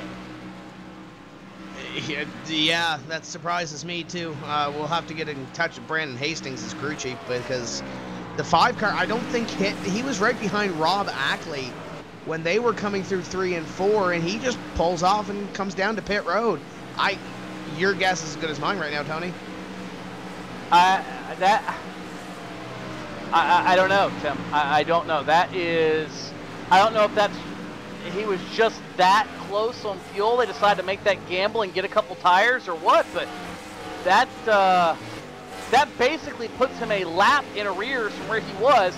He comes out basically at the tail end of the lead lap behind, ahead of Ray Alfala and Adam Gilliland, and Chad Lawton is not too far ahead of him. So, but still, that's rather odd. That might be exactly what Ray Alfala was praying for. Yeah, and Nick Ottinger right now, even though if he does come down pit road one more time, he's still going to be close to the same strategy as Conti. But, if I'm Ray Alfala, I'm hoping this thing stays green to the end and I can keep all my fenders on it, because this might be opportunity to gain some points. Lawton is your leader. Lawton's going to lead a lap here and grab a point as well, as Alfala makes his way past Adam Gilliland for position number 2. Keep in mind, some of these drivers in between, Tony, if this thing does stay green, will probably have to come down pit road. Conti will still be in a decent position as he puts Andrew Fayash in the rearview mirror. That was a passer position in position number 22. But, yeah, your guess is as good as mine on this one. Yeah, I mean, they could go the rest of the way I calculate. And really, Conti had no reason to come down pit road the way I saw. He was the fastest guy anywhere on the racetrack. That one defies all logic in all reality. And I think if I'm Ray Alfala at this point, I'm already just going to stay on the racetrack barring a caution flag, because I know what I have to do to win this race. Same with Chad Lawton. Tires are going to help, but I do not see Mike Conti making up a full lap in 38 circuits. Adam Gilliland is down on pit road as well, but I believe Gilliland was a little bit shorter on the strategy than Conti was. If that's the case, yeah, you would have to believe that Ottinger would be down pit road, Matt Busa would have already been down pit road, and actually I look at it now and Busa's out of the race, so that probably doesn't help me at all. But yeah, there's a couple of guys there. There you go, Tim. He came down pit road all right. Yeah, he definitely came down pit road, but yeah, there's some guys that are on that strategy as well, or on a shorter strategy than some of those guys. You would anticipate that they would have already been down pit road. Yeah, exactly, Tim. And again, for the life of me, I cannot figure it out. Why Conti would give up what more or less is a sure thing for such a risk. I mean, the caution comes out, it throws everything for a loop. Now, he's about to the point now where it's not going to be as bad of a deal, because here he goes getting ready to unlap himself on Chad Lawton. But again, with 148 laps complete, that's 35 circuits to go. Can he make up a full lap? I mean, that's basically a second a lap he has got to make up. The last time by, he was only 3 or 4 tenths faster. I don't see it happening. I don't get it. Unless they know something and have calculated something we don't know, this just makes no logical sense to either one of us. But keep in mind, when Ray Alfala got about 30 laps into the run, Tony, he fell off by about 3 or 4 tenths after that lap 30 mark. So that's going to put Conti probably a little bit faster as well than a Ray Alfala, but right now he's 27 seconds behind Ray Alfala. Tim. He might be a half a second a lap, and at 30 seconds a lap, that's 60 laps you've got to run. We don't have that many laps left. Ray Alfala is in the catbird seat right now, period. He and Chad Lawton both. And I think Ray might have a little extra motivation to try to go the rest of the way now, knowing what's happened. Same with Nick Ottinger. I mean, as things stand now, the championship gets turned on its head, and it basically becomes a mano-a-mano fight at Homestead. He who finishes ahead of the other one wins. Lawton in the fence off corner number 3 as he tries to keep it straight ahead of the driver behind him, who is currently a lap down. That's Peter Bennett in position number 17. But this one's far from over. You look at Landon Harris and you look at Alex Scribner, he's going to gain those spots. Is Conti going to lose the point lead? If it stays this way, if it stays green, he's probably going to have a little bit of a cushion, but not by much. He's led the most laps here this evening as well, keep in mind. Lawton Alfala, 2.5 seconds between them. Humpy and Ottinger within about a second of each other, but I believe Ottinger may have got the wall there that last time by. Might have, but, you know, again, 6 seconds back is Ottinger from the lead. Conti, 27. That's 21 seconds. If I'm Ottinger, stay out and dig. 30 laps to go. Do what you got to do. It's almost Cole Trickle style at this point. It doesn't matter what the rest of the deal is. You just got to simply dig for all it's worth. Now, Conti continues to move up the standings, Tim, as I watch, with others pitting and coming down pit road.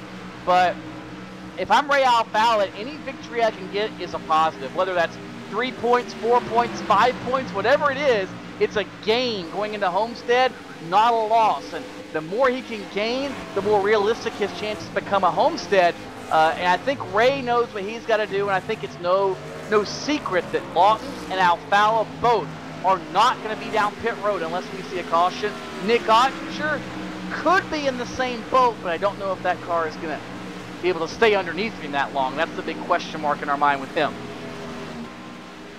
Brandon Hoff will go behind the 5 of Mike Conti, but if you look at it right now, it's 26 seconds between himself and the leader. 58 car of Kenny Humpy down onto pit road, so he's going to pass Kenny Humpy by the looks of it here. This thing's going to stay green, and he's going to put Humpy in the rearview mirror. I'm talking about Conti. But if you look at Jake Sturgis right now, he's 10 seconds in front of Mike Conti. With the amount of laps that are left, just over 20 laps left, you'd have to believe that Sturgis might have Conti close to him at the end of this race. It's probably going to be a top 10 run at least, and it might be close to a top 5 run before this thing is over. But Ray Alfala is probably going to be looking at the lead here sooner rather than later. It's down to less than 2 seconds. Yeah, and like we said, he is motivated, to say the least. Brandon Hoff comes down pit road as Alfala goes by, and I'm getting word that this is almost an overconfidence strategy on the part of Mike Conti. He knows what he's doing. Just watch and learn is what I just was told. So I'm not sure what that exactly means, but I think it might cost him a win. However, we've got, 27 laps to figure this out. Alfala continues to close in on Lawton right now. A 28.85 last time to a 29.16. Alfala is in the catbird seat right now. He is reeling in Lawton. My only question is, who's going to pit in the top 10 between Conti and Alfala? Who's not? Conti's got 8 seconds between him and 4th place, which is very viable and very doable. But I still don't know that I want to finish behind the guys that are chasing me in points, no matter how close I am. I think Matt Thomas just whispered in their ear that Ottinger has to go 72 laps from the last time that he pitted that's not happening. to the finish of the race. That's not happening. So Ottinger will definitely have to pit, unless he's got something in the fuel tank that we don't know about. As the 32 of Danny Hansen shadowing him for these last couple laps. It looks like the 32 might be a little bit faster, but can't do anything with car number 2. Yeah, Ottinger definitely has to pit, so that takes the 3rd place driver out of equation. And then if you move from Conti all the way up to Sturgis, then you have probably a top 3 run, Tony. So it could very well be a gain for Ray Alfala if there's a couple of positions ahead in between them. Keep in mind, Conti did lead the most laps here tonight as well. Conti is going to close in on some lap traffic here, or traffic on the same lap as him, including the 19 of Mitchell Hunt. I believe the 55 is ahead of them there as well. That would be Brian Schoenberg. It's going to get close up here. It is going to get close, but I still don't know why Conti would put himself in this situation, Tim. You're leading the race. You had 10 seconds of gap. You have plenty of laps as far as buffer on the fuel. Why, when you're the fastest car out there on old tires, why give up the track position to anybody that's going to pit that couldn't be? I don't get it. And best case scenario, the way I look at it right now, he might finish 3rd, best case scenario, and Alfala looks like he is well en route to possibly winning this race. That's not a big shift. It's about a 3 or 4 point shift, which moves it from 17 to 13 or 14, but that's still going the wrong direction if you're Mike Conti, and that's just enough momentum for Ray Alfala as Conti now tries to get by Brian Blackford. Hello, Blackford putting up a fight. Remember, his teammate is Alfala, so Blackford also knows what's on the line right here. He's got to hold Conti up for his teammate, Ray Alfala.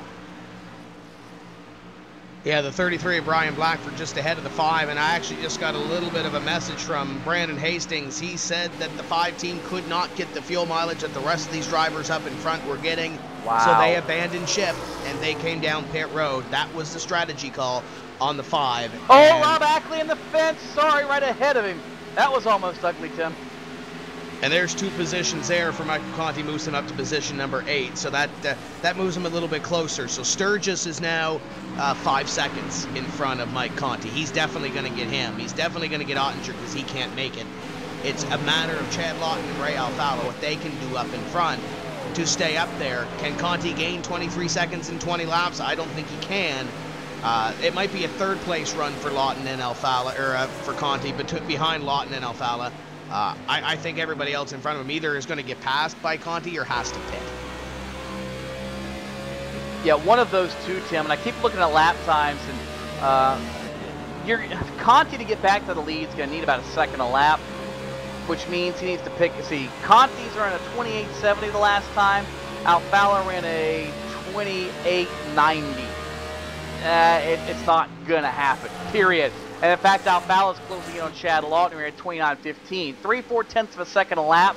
You're not going to make up 22 seconds in 20 laps. But like we said, I think the best case scenario for Conti is third place. He cannot win the race by our calculations, the way things are. Best case scenario is third place. And that, I think, is pretty realistic for that matter. As we watch Ray Alfala try to chase down Chad Lawton, they're almost a full lap ahead of Mike Conti. We know Ottinger's got to pit, and then everybody in front of Mike Conti, if they don't have to pit, you're right, Tim, they're going to get passed because there's only about 3 seconds between Conti and fourth place as they stand, as looks like Sturgis and Bias now starting to get a little side-by-side. Byron Daly's back there too, and that's just going to slow him up even more for Conti to close in on him. Cody Bias in car number 27 will make the pass. That is not for position. We'll stress that is 20th place, and that is 1 lap down for Bias. Sturgis on the lead lap. Byron Daly would be for position if he can get up there and pass Jake Sturgis. 05 car of Ottinger on pit road. So 05, there he comes onto pit road for his final stop of the evening, and that will move Sturgis. That battle for 4th and 5th between Sturgis and Daly will move into a 3rd place battle, and Conti will move up into position number 6 as he chases down Brad Davies about 5 car lengths ahead. And that's all single file as Sturgis, Daly, Davies all right there in front of Michael Conti. Now further up, really, as far as the eye goes, behind this group, Ray Alfala kind of caught in traffic trying to negotiate around Mitchell Hunt, Danny Hansen, Landon Harrison. Chad Lawton has snaked his way through there, and Alfala now just about to clean track to chase down Chad Lawton. He's got, 15 laps to get the job done. Doable. Might be a little difficult, but certainly doable. And if somebody can do it, it would be Ray Alfala. He could become, Tim, the only 2-time winner here at Darlington in the history of the NASCAR Peak Antifreeze Series.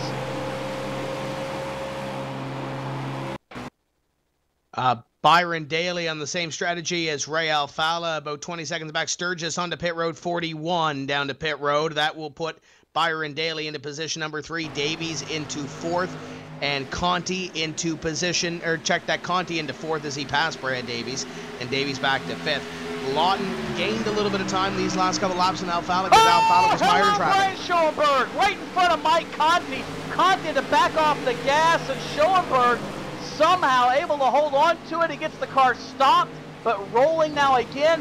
Will stay green, but that nearly was not what Ray Alfala wanted to see. Neither Chad Lawton and Brian Schoenberger to bring the double nickel down pit road. But very airy and scary moment for Mike Conti right there off turn 2. Well, his teammate almost drew the caution that he needed, and he didn't get it.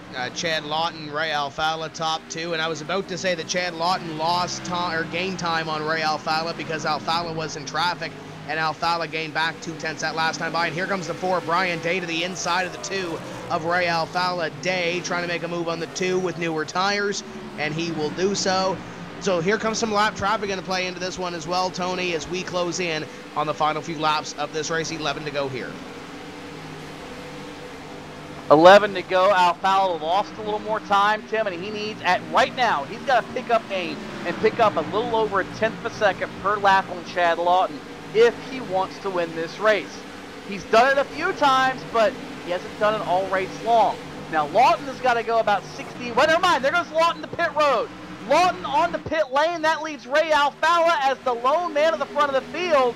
That puts Michael Conti in a best case scenario now of 2nd, it looks like.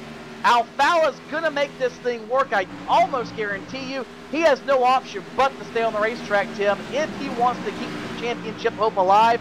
And it's very, very slim, even at this juncture, for Alfala to do it. 60 laps is doable. 17 seconds, check that over Conti and Daly. I think Ray can push the car home from here. The question is, where does Mike Conti finish, and just how many points does he lose? Is it 1? Is it 2? Is it 3? It's not going to be a lot, but every little bit, as we said, is going to help Ray Alfala. I asked Jordan Hightower, the strategist for Ray Alfala, is Ray going to make it? He responded quickly with, oh yeah. So Ray is definitely going to make it. He's definitely good on fuel. Lawton comes back out on the racetrack. Byron Daly in position number 2 right now with Conti behind him. Now the next question is, Tony, with Byron Daly being the teammate to Ray Alfalla, they're on the same strategy. How wide does Byron Daly make his car, knowing that that's an extra point that Ray Alfalla can gain on Conti? I know Byron's a team player. I know he's going to do everything he can to help Ray out, but I don't think he's going to go to the realm of dirty. I mean, you've got to remember, Byron's not just out there making laps. I mean, he's racing for second. He's racing to tie his career best finish and the best run of the year for the Newtelligence team. So Byron's got a lot to race for himself, as Mike Conti, I think, caught a piece of the wall getting into turn 1. But Byron Daly's not going to go to the realm of dirty to hold Mike Conti off. But even for his own sake, he's going to do everything he can to keep the 5 behind him. And, you know, if this strategy comes out to play, keep in mind as we close in on the finish of this race, Landon Harrison is running in 6th place right now, 25th in the point standings. If he wants any shot at getting in to this NASCAR Peak Antifreeze Series for the 2015 season, Harrison's doing something right now, as he is about to be lapped by Ray Alfalla in a few laps' time. But Landon Harrison right now, P6, great run for that team if it finishes out the way it is. Really would be, Tim. Great run for the 89 bunch. He's had a couple of those this season where it just hasn't quite worked out. And man, what a finish it would be for him if he can make it happen. And look ahead of him, too, for about the umpteenth time tonight, Brian Blackford on the same strategy as Daly and Alfalla. Right now in contention for a 5th place finish. That in itself is a huge, just enormous accomplishment for Brian Blackford, and to see his teammates at the moment running 1 and 2, that's got to be even more encouraging. But that battle for second, guess what? The heat is on full blast in the kitchen with 5 to go. Conti is there in the middle of turns 1 and 2. Mike Conti looking at Byron Daly, battle for position number 2. It could very well come down to a point next week at Homestead. This could be the point that could very well decide a championship if it does come down to a very close decision between Alfalla and Michael Conti. He is there and is searching on the back bumper of the number 93 as they close in on 4 laps to run into this event. The 5 trying to get by the 93. Daly trying to hold on to second. He's making it wide, Tim. You see Byron starting to mirror drive. He's backing off in the center of the corner. He's trying to foil any sort of run that Mike Conti would get on him. He's trying to be offensive in the defensive department, if that makes any sort of sense. Be preemptive to prevent Conti from getting a run. Back the corner up as much as he can. Right now, doing a good job of it, but he's still got 3 laps to get the job done. All this happening 15 seconds behind the leader, Ray Alfalla. Yeah, as they continue to go at it, the Daly-Conti battle, and there might very well be a battle back there. Keep a half eye on Blackford as he tries to chase down Brad Davies in the waning laps of this event. 181 completed here, 2 laps remaining. Ray Alfalla handily out in front of the field. 15 seconds between himself, Byron Daly, and Michael Conti as the Conti-Daly battle comes out of corner number 2. Alfalla crosses the line there. White flag is out on car number 2. Keep the half eye on the battle back there for position number 2 as Conti continues to look underneath the 93. They come to the white flag here. Last lap for the 93 and the 5 as Conti tries to get that second place position. Meanwhile, Ray Alfalla working through 3 and 4. He will come up to the checkered flag here and take his second career victory at the Darlington Raceway for the NASCAR Peak Antifreeze Series, powered by iRacing. Alfalla to victory lane. Now it's Byron Daly trying to hold on to P2 and keep Michael Conti at bay and make this thing interesting. Coming down to the Homestead Miami Speedway, the Newtelligence Ford will do it over the 5. So Daly gets second in a great drive ahead of Mike Conti. Brad Davies, it appears, is going to... Davies spins! Head on in the wall. That's going to put him back to about the 6th spot. Brian Blackford will come home in 4th. Landon Harrison, in that effort to get into the top 20, comes home 5th, with Davies, as we mentioned, 6th, backwards across the line. What a race, Tim. What a turn of events at the end of it. When we thought Mike Conti had it in the bag, literally gave it away to Ray Alfalla. The good news is only a couple of points. The difference, the most laps led bonus point in Conti's corner, but Ray Alfalla getting the 47 plus 1 for winning the race. It's a total of 48. Then 43 for Mike Conti. That brings the gap unofficially to 12 at Homestead Miami Speedway. What does that mean? If Ray Alfalla wins and Mike Conti finishes 10th, Ray Alfalla wins the championship. So we've got it down to where now it's a little bit of nail biting for Mike Conti, and I'm sure they'll be second guessing the pit strategy on this one for the next 2 weeks. We're going to step away for just a few moments' time. We'll set up for the post-race show where we will talk to your top 5 finishers. Don't go away. We'll be right back.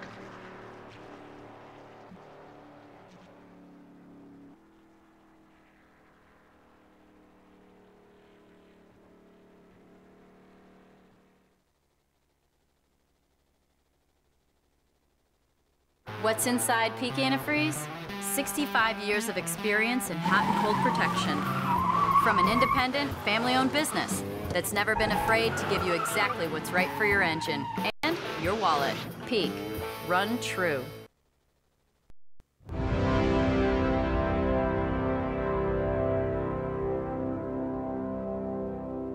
Race fans, it's time for those most famous words in motorsports. Drivers, start your engines!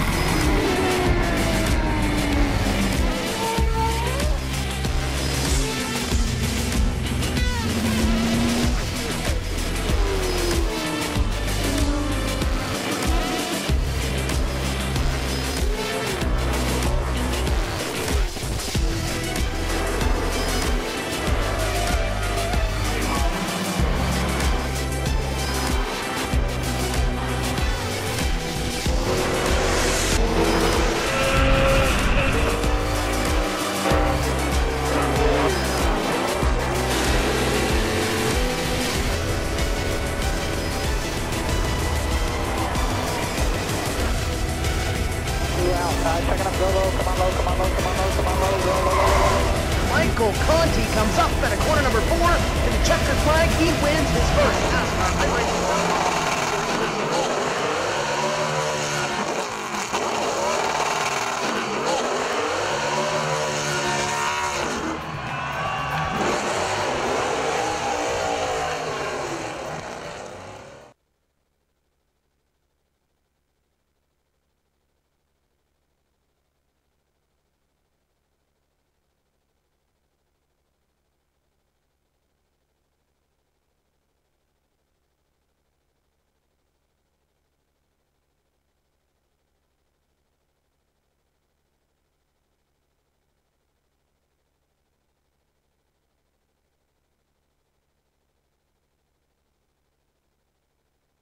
Welcome back to the Darlington Raceway and round number 16 of 17 in the NASCAR Peak Antifreeze Series powered by iRacing. Your winner is Ray Alfalla. Byron Daly comes home in second, holding off Michael Conti.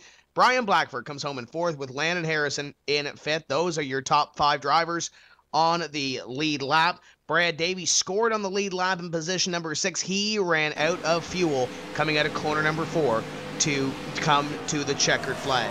Chad Lawton, Kenny Humpy, Adam Gillen, Cody Bias, your top 10, all 1 lap down, top 7, or all the way back to 17th, 1 lap back from, well, position 7 to position 17. Tony Stevens is down in victory lane with your winner this evening, driver number 2, Ray Alfalla. Ray Alfalla certainly down here, and I do not see Santa Claus anywhere, Ray, but that, I think, was a gift. Did you expect in any point of the day for Mike Conti to pull off with a 10-second lead to come to pit road? Yeah, I was saving. I was actually saving pretty much after that first yellow. I started saving gas because if the race would have gone green the whole way, it would have been a fuel race. So I was, after that first yellow, I knew, okay, we were going to be able to make it on 2 stops. And then the caution came out with, I think, 160 something to go, which, or wait, am I getting my math wrong here? Yeah. No, it was 120 something to go, which would make it really close on a one stop race. So I had my teammate behind me, and he said he was just going to try and ride around and maybe save some gas too. So I figured I'd just let Michael go out there if he wanted to go out there, and I knew we could go about 61 or 62 laps if we saved gas. So if it stayed green all the way, I could make it on one stop. So it really wasn't surprising at all what happened. It was just, just glad that it stayed green. It stayed green, obviously, and you were the benefactor. After that happened, where he came down pit road, and for that matter, when Chad Lawton came down pit road, did you start to have second thoughts? Did you start to worry? Did your brain start to maybe go into overdrive? No, I was surprised that he pitted that early because, normally you just stay out there and hope for a yellow. By pitting early, you kind of put yourself in a hole. If the caution comes out, everybody comes down pit road anyway, or you could be trapped a lap down. So I knew I knew what my strategy was. I was just run around the 29 flat, and I could make it 61 laps. And, that first run, I went 61 laps, and the second run, same thing happened. So it may have seemed very chaotic from the booth, but we kind of knew what we were doing as far as saving gas, and we were just cruising along. Cruising along is, I guess, a good thing here, but now in 2 weeks we move to the Homestead Miami Speedway, and for the, fourth time in your NASCAR Peak Antifreeze Series career, you find yourself in a championship battle heading to the final race, but I think for the first time in your career, you find yourself going in as the chaser, not the chasee. What's on your mind going into that final race, and what do you guys have to do, and what do you have to hope happens for you to claim your third $10,000 check at Homestead? Pretty much have to put the main performance thin pedals machine in victory lane, and I think Michael has to finish up at the top 10, which it's pretty rare for him. So it's not a long shot, but it's definitely not like the real life series when everybody's tied. So we got a bit of a gap to overcome, but anything can happen. And how about everybody at Slip Angle top 4? That's our best performance by far. We had a good performance at Indy, but that's the first time we've all finished in the top 5. So thanks to everyone at Slip Angle Motorsports. Also give a shout out to Landon Harrison on his first top 5. He had a dream the other night that he was going to win the race, and he didn't win, but I think he got his first top 5 in the series. So good job to Landon. And got to thank Peak as usual for sponsoring the series. Jordan Hightower and JD Laird for being spotter crew chief over there, and Pro Geek, New Block hosting, everybody. And it's exciting. We're ending the season on a positive note. This is I think 5 straight top 3s. So if we can't win the championship, we're at least going to try to finish in the top 5 again. That would be nice. Probably a pretty good, pretty realistic goal for that matter, Ray. Congratulations on the win. Best of luck next week at home, or 2 weeks at Homestead. Thanks. See you guys there. Ray Alfalo, the winner, and the championship runner-up at the moment, Tim Terry. The guy that finished runner-up in this race is standing by with you. And that's Byron Daly. And Byron, let's talk about that battle between yourself and Mike Conti, because that looked pretty exciting coming down to the end of that. Yeah, my crew chief and spotter were telling me that he was on his way, and we saved more than enough fuel that we needed. So Frank just told me to go push hard and try to get away from him, and Brandon was counting down the car lengths, and we just happened to get him in that zone where you get kind of arrow tight behind the car in front of you, and just getting clean exits off the corner held him off for the last 5 laps. It was pretty intense. I'm glad to get a career best finish out of that. And talk about the fuel mileage. There was cautions early in this race that set up possibly the little thought of going some of these guys short pitted, and you guys went the distance. Talk about setting up for that run and setting up for that strategy call. Yeah, that strategy call is all Frank. I just let him call the strategy, and I just drive to the numbers. He told me to drive to I think a 29 flat, so I drove to 29 flats the latter part of that entire run, and we made it as long as we could. We probably could have made it one more lap if we saved a little harder, and that would have put us, a little little bit in a better window, kind of like where Ray was, but it was still a good strategy. It paid off, and you know, it's nice having a guy like Frank and Brandon who can run the numbers and tell you what lap time you need to hit, and that's just your job, is to hit that lap time. Let's look at the point standings with one race to go. Coming in, you were behind Danny Hansen. Danny finished 25th. Justin Bolton had a bad run tonight, finished in 24th. Cody Bias hanging on to the top 10 at the end of the race. What are your realistic goals going into 2 weeks at the Homestead Miami Speedway point-wise? You know what? You just reminded me that there's one race to go. I didn't even know that. I don't know. I just, you know, I thought we had a few more races to go. Honestly, I'm just going to go try to... I want to win one of these things, and it'd be nice to get it done this year and not have to wait till next year. It's been such a miserable start to the year, and again, it always seems to happen. I just figure something out midway through the year and start having good runs, and then the season's over. So, I just really want to try and see if I can win one of these things to close out the year. I think we're in the money for the positions that get iRacing credits. So try to score a few iRacing credits to keep paying for iRacing and not have to pull that out of my own pocket, and maybe get a win. Now, before we let you go this evening, I'll ask you about the Homestead Miami Speedway. For those that are tuning in, what do they expect out of the Homestead Miami Speedway? And you mentioned trying to win the thing. Do you think you can get up there and put that 93 car in victory lane to close off this season?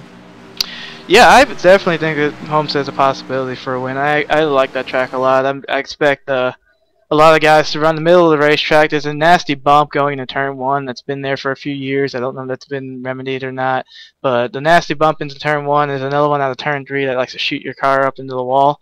I think those will be the trouble spots. You'll see guys hit that bump in 1, push up the track, or the bump in 3, push up the track into the wall and spin on the backstretch. So I'd look for, you know, those trouble spots and a lot of guys to try to make that middle groove work. And that's Byron Daly coming home this evening in position number 2 in the Intelligence Ford. And I believe, Tony, you have caught up with the only driver in the top 4 that is not on Slip Angle Motorsports, Mike Conti, in the number 5. But he doesn't care, Tim, because he is in the catbird seat going to Homestead Miami Speedway. And I'll ask you about that in a minute, Mike Conti. But first, when did you know you could not make the checkered flag on the final, what we thought was the final run of the race? Well, Tony, I knew that something was strange when we restarted and I pulled Ray a couple tenths a lap. I mean, we made a small adjustment, but I figured I didn't pick up that much speed, and I knew that that they were definitely trying to save fuel. It was conspicuous, sort of. I mean, we could tell, but then again, I was like, maybe we were that much faster. But Ray's good with the fuel mileage. He's got that figured out more than I do. So I didn't want to save fuel. We worked extremely hard this week, especially a couple hours before the race to pretty much revamp the whole setup, and we were good. We were really good. I don't know if we were as fast as Nick, but he got into the wall, and then after that, we were gone. So it was a great night for us in the number 5 main performance PC Sim Pedals Chevy. I'm glad that I can take myself, my team, all my sponsors and supporters into Homestead with a double-digit points lead, and we'll be bringing a similar car next week. Maybe work on fuel mileage a little bit, but I'm glad that we have speed. That's the most important part. We can work on the fuel mileage, and I'm glad to get out of here tonight with a 3rd place finish at a good track for myself, and I'm glad to pretty much maintain where I was coming into tonight, leaving. And let's look forward to Homestead. You talk about it and what you're working on going to that race. The race itself, points aside, came down to a fuel mileage race last year. Ray Alfalla and Tyler Hudson can tell you all about that. Do you expect the same type of race this year? Is that why the fuel mileage thing is on the forefront of your mind? Or do you think that one's going to unfold a little differently in 2 weeks? Yeah, I'm not sure. We've had a lot of green flag racing this year, a lot of consecutive green flag racing that we haven't seen in years past, and that's definitely shaken up our strategies because, I mean, usually we're, trying to map out the race, with cautions coming into play, and that doesn't happen anymore, which is a testament to everybody in this series and how the talent level has risen to a point in which we can all keep 30-something cars straight every week and not really wreck for the most part. But Homestead is always a little bit crazier. You got a lot of guys maybe who are leaving the series that don't really have much to lose. They want to get everything they can before they go for good. You got guys that are trying to make the top 20 that might be a little bit further back in the pack, so they're all racing hard, so when you get back with them, it's really crazy.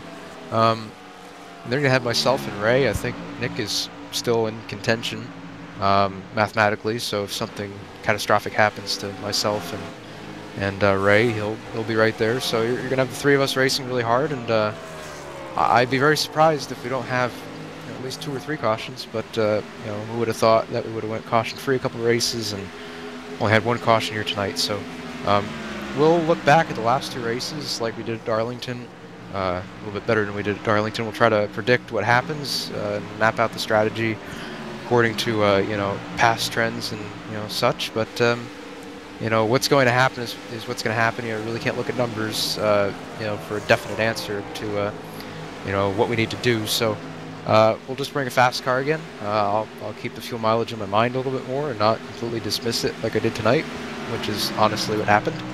And try not to make an extra pit stop again. I've done that twice now, and the first time was a little bit closer with Tom and I.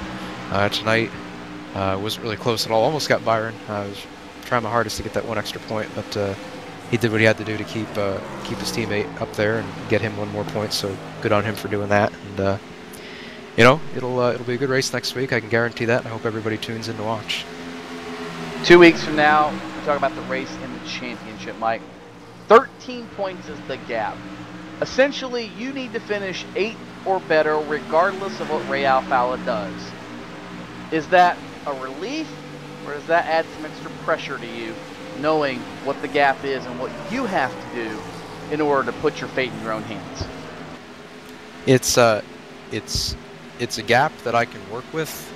I'd be lying to you if I told you that with about 75 to go before I knew how all the fuel stuff was going to work out. I was thinking, having a 23-point lead going into Homestead is going to be very relaxing. I can kick back and just not really have to worry about too much and just go in there and see what happens. But 13 points closer.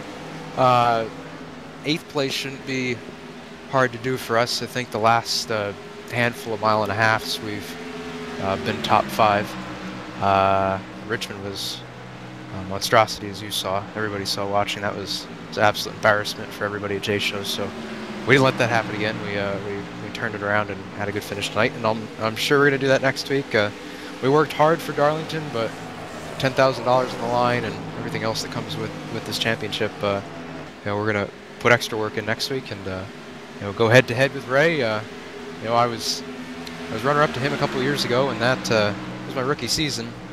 So that was I want to make sure it's not a fluke, and I think I've proven that this year with what I've done in this series. And we've had a great year, and I'm glad that I can do that for all my sponsors, the Butto and Sim Pedals and Main Performance PC, Speed 77, Race Chaser, JDR Graphics, DRCRL, the whole laundry list of people that make this happen. I'm glad that they came on board this year.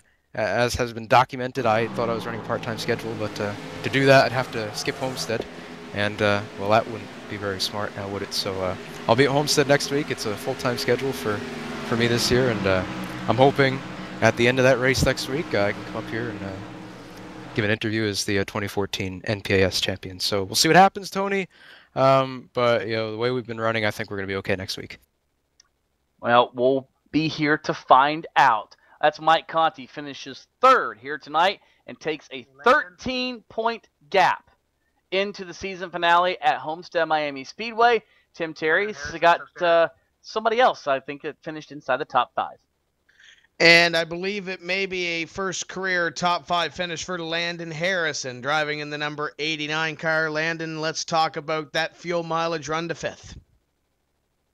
Boy, I tell you what, Tim, I couldn't wait for those checkered flags to wave there at the end. But yeah, just we got that caution there at it was like lap 55, lap 56, somewhere there. But I was like, guys, I think we can make it on fuel mileage here. So I was, when the green flag fell, I went out to saving fuel and just we got lucky that no cautions came out in the last 70, or it was longer than that, 130, 140 laps, and yeah, we barely made it to the end. I got to thank Brad Davies for having some issues there at the last corner. I was able to nab fifth, and yeah, Tim, I think it's my first top 5. Man, I've been missing out from these post-race interviews.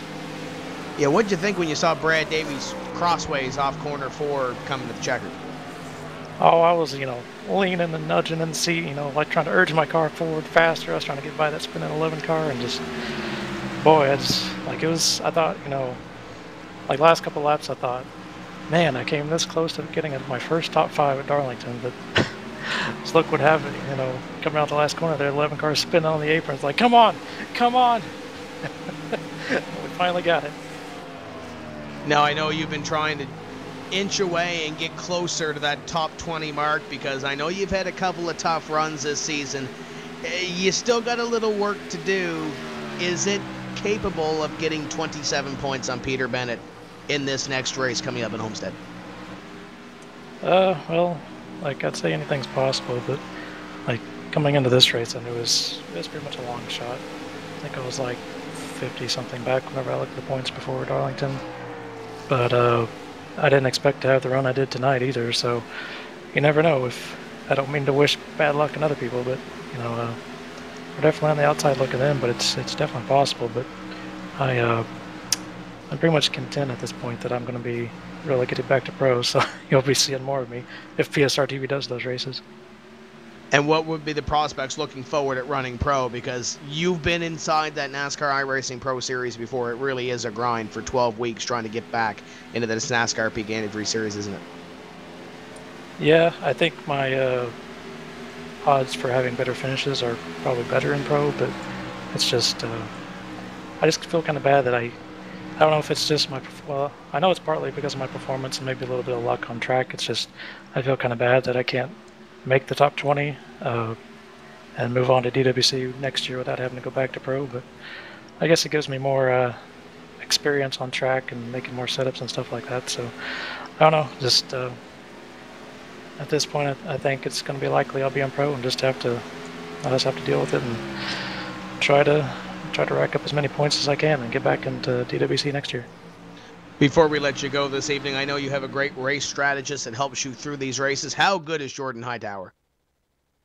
Oh, Tim, let me tell you guys out there who's listening, Jordan Hightower is the best race strategist ever. Like, if he's not in the pit box when I start the engine, it's just, man, I feel empty inside, like half my heart's missing. But it's not only him, though. We got, on occasion, we got Harrison Weidlitz up there. We got JD Laird up there. Got to plug in JDR Graphics, need an awesome paint scheme, go to JD. And, like, he painted my car tonight. And if you look on the track there, it looks pretty stellar. And got to thank Slip Angle. Had some setup help tonight. And even if the field mileage didn't work out the way that it did in the end, I think that I would have had a solid finish. Not a top 10 maybe, but I think somewhere around 15th I was banging on that door. But let's see, did I miss anybody else? I got to thank CXC Simulations. Thank Tim's Corner. Tim, you're on the card. I think that's about it. And there's Landon Harrison, a very happy Landon Harrison, coming home in position number 5 this evening. And Tony, I don't think you get any happier than that, but I know you're standing beside a driver that is pretty happy right about now.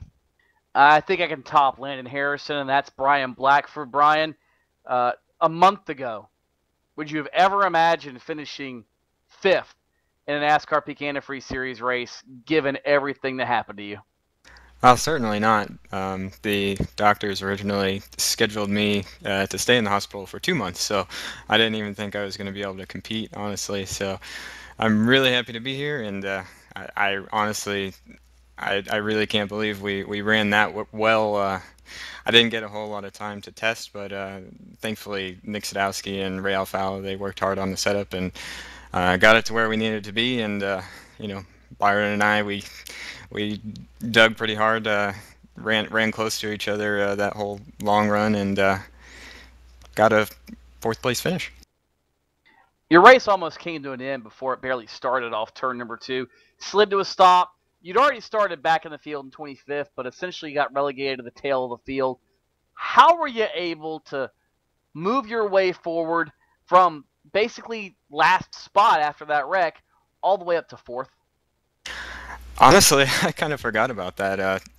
And I guess that's part of recovering in this series. You have to just kind of put all that stuff behind you as soon as it happens and just do the best you can.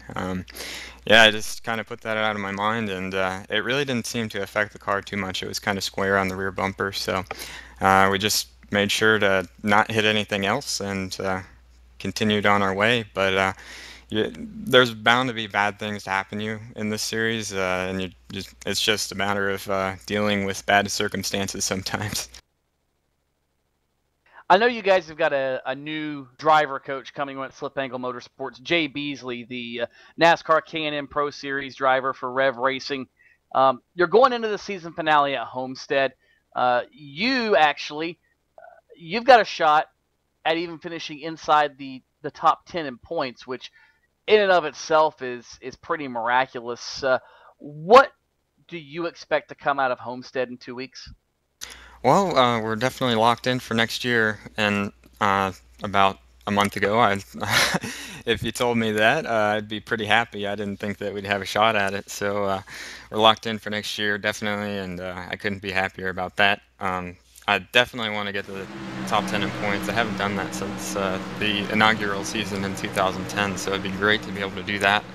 I don't want to knock Byron out to do it, so I think I'll have to try to knock somebody else out because I know Byron will be pretty fast at Homestead. So, yeah, looking forward to that race, and I think we can run well. We'll try to help Ray as much as we can to make sure he gets his third championship, and we'll see how it goes.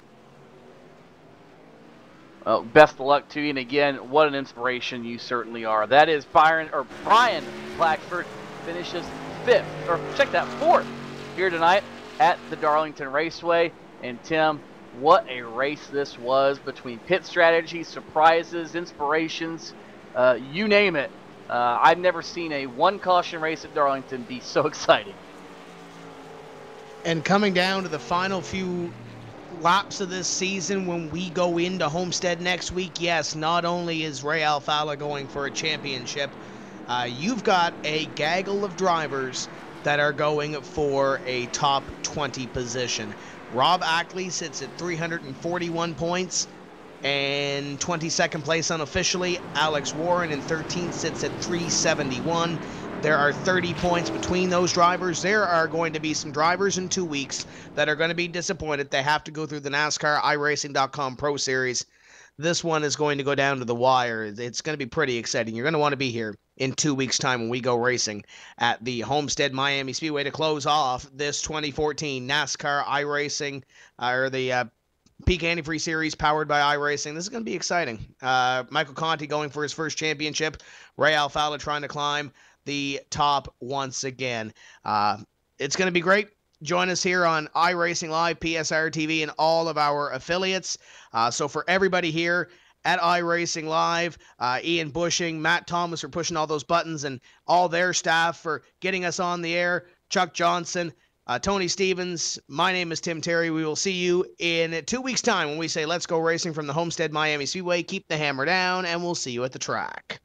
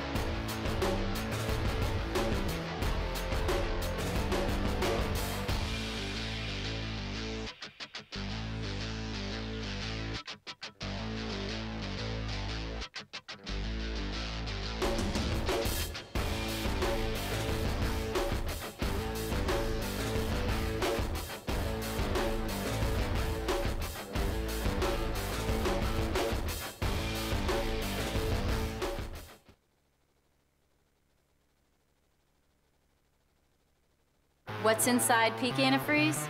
65 years of experience in hot and cold protection. From an independent, family-owned business that's never been afraid to give you exactly what's right for your engine and your wallet. Peak. Run true.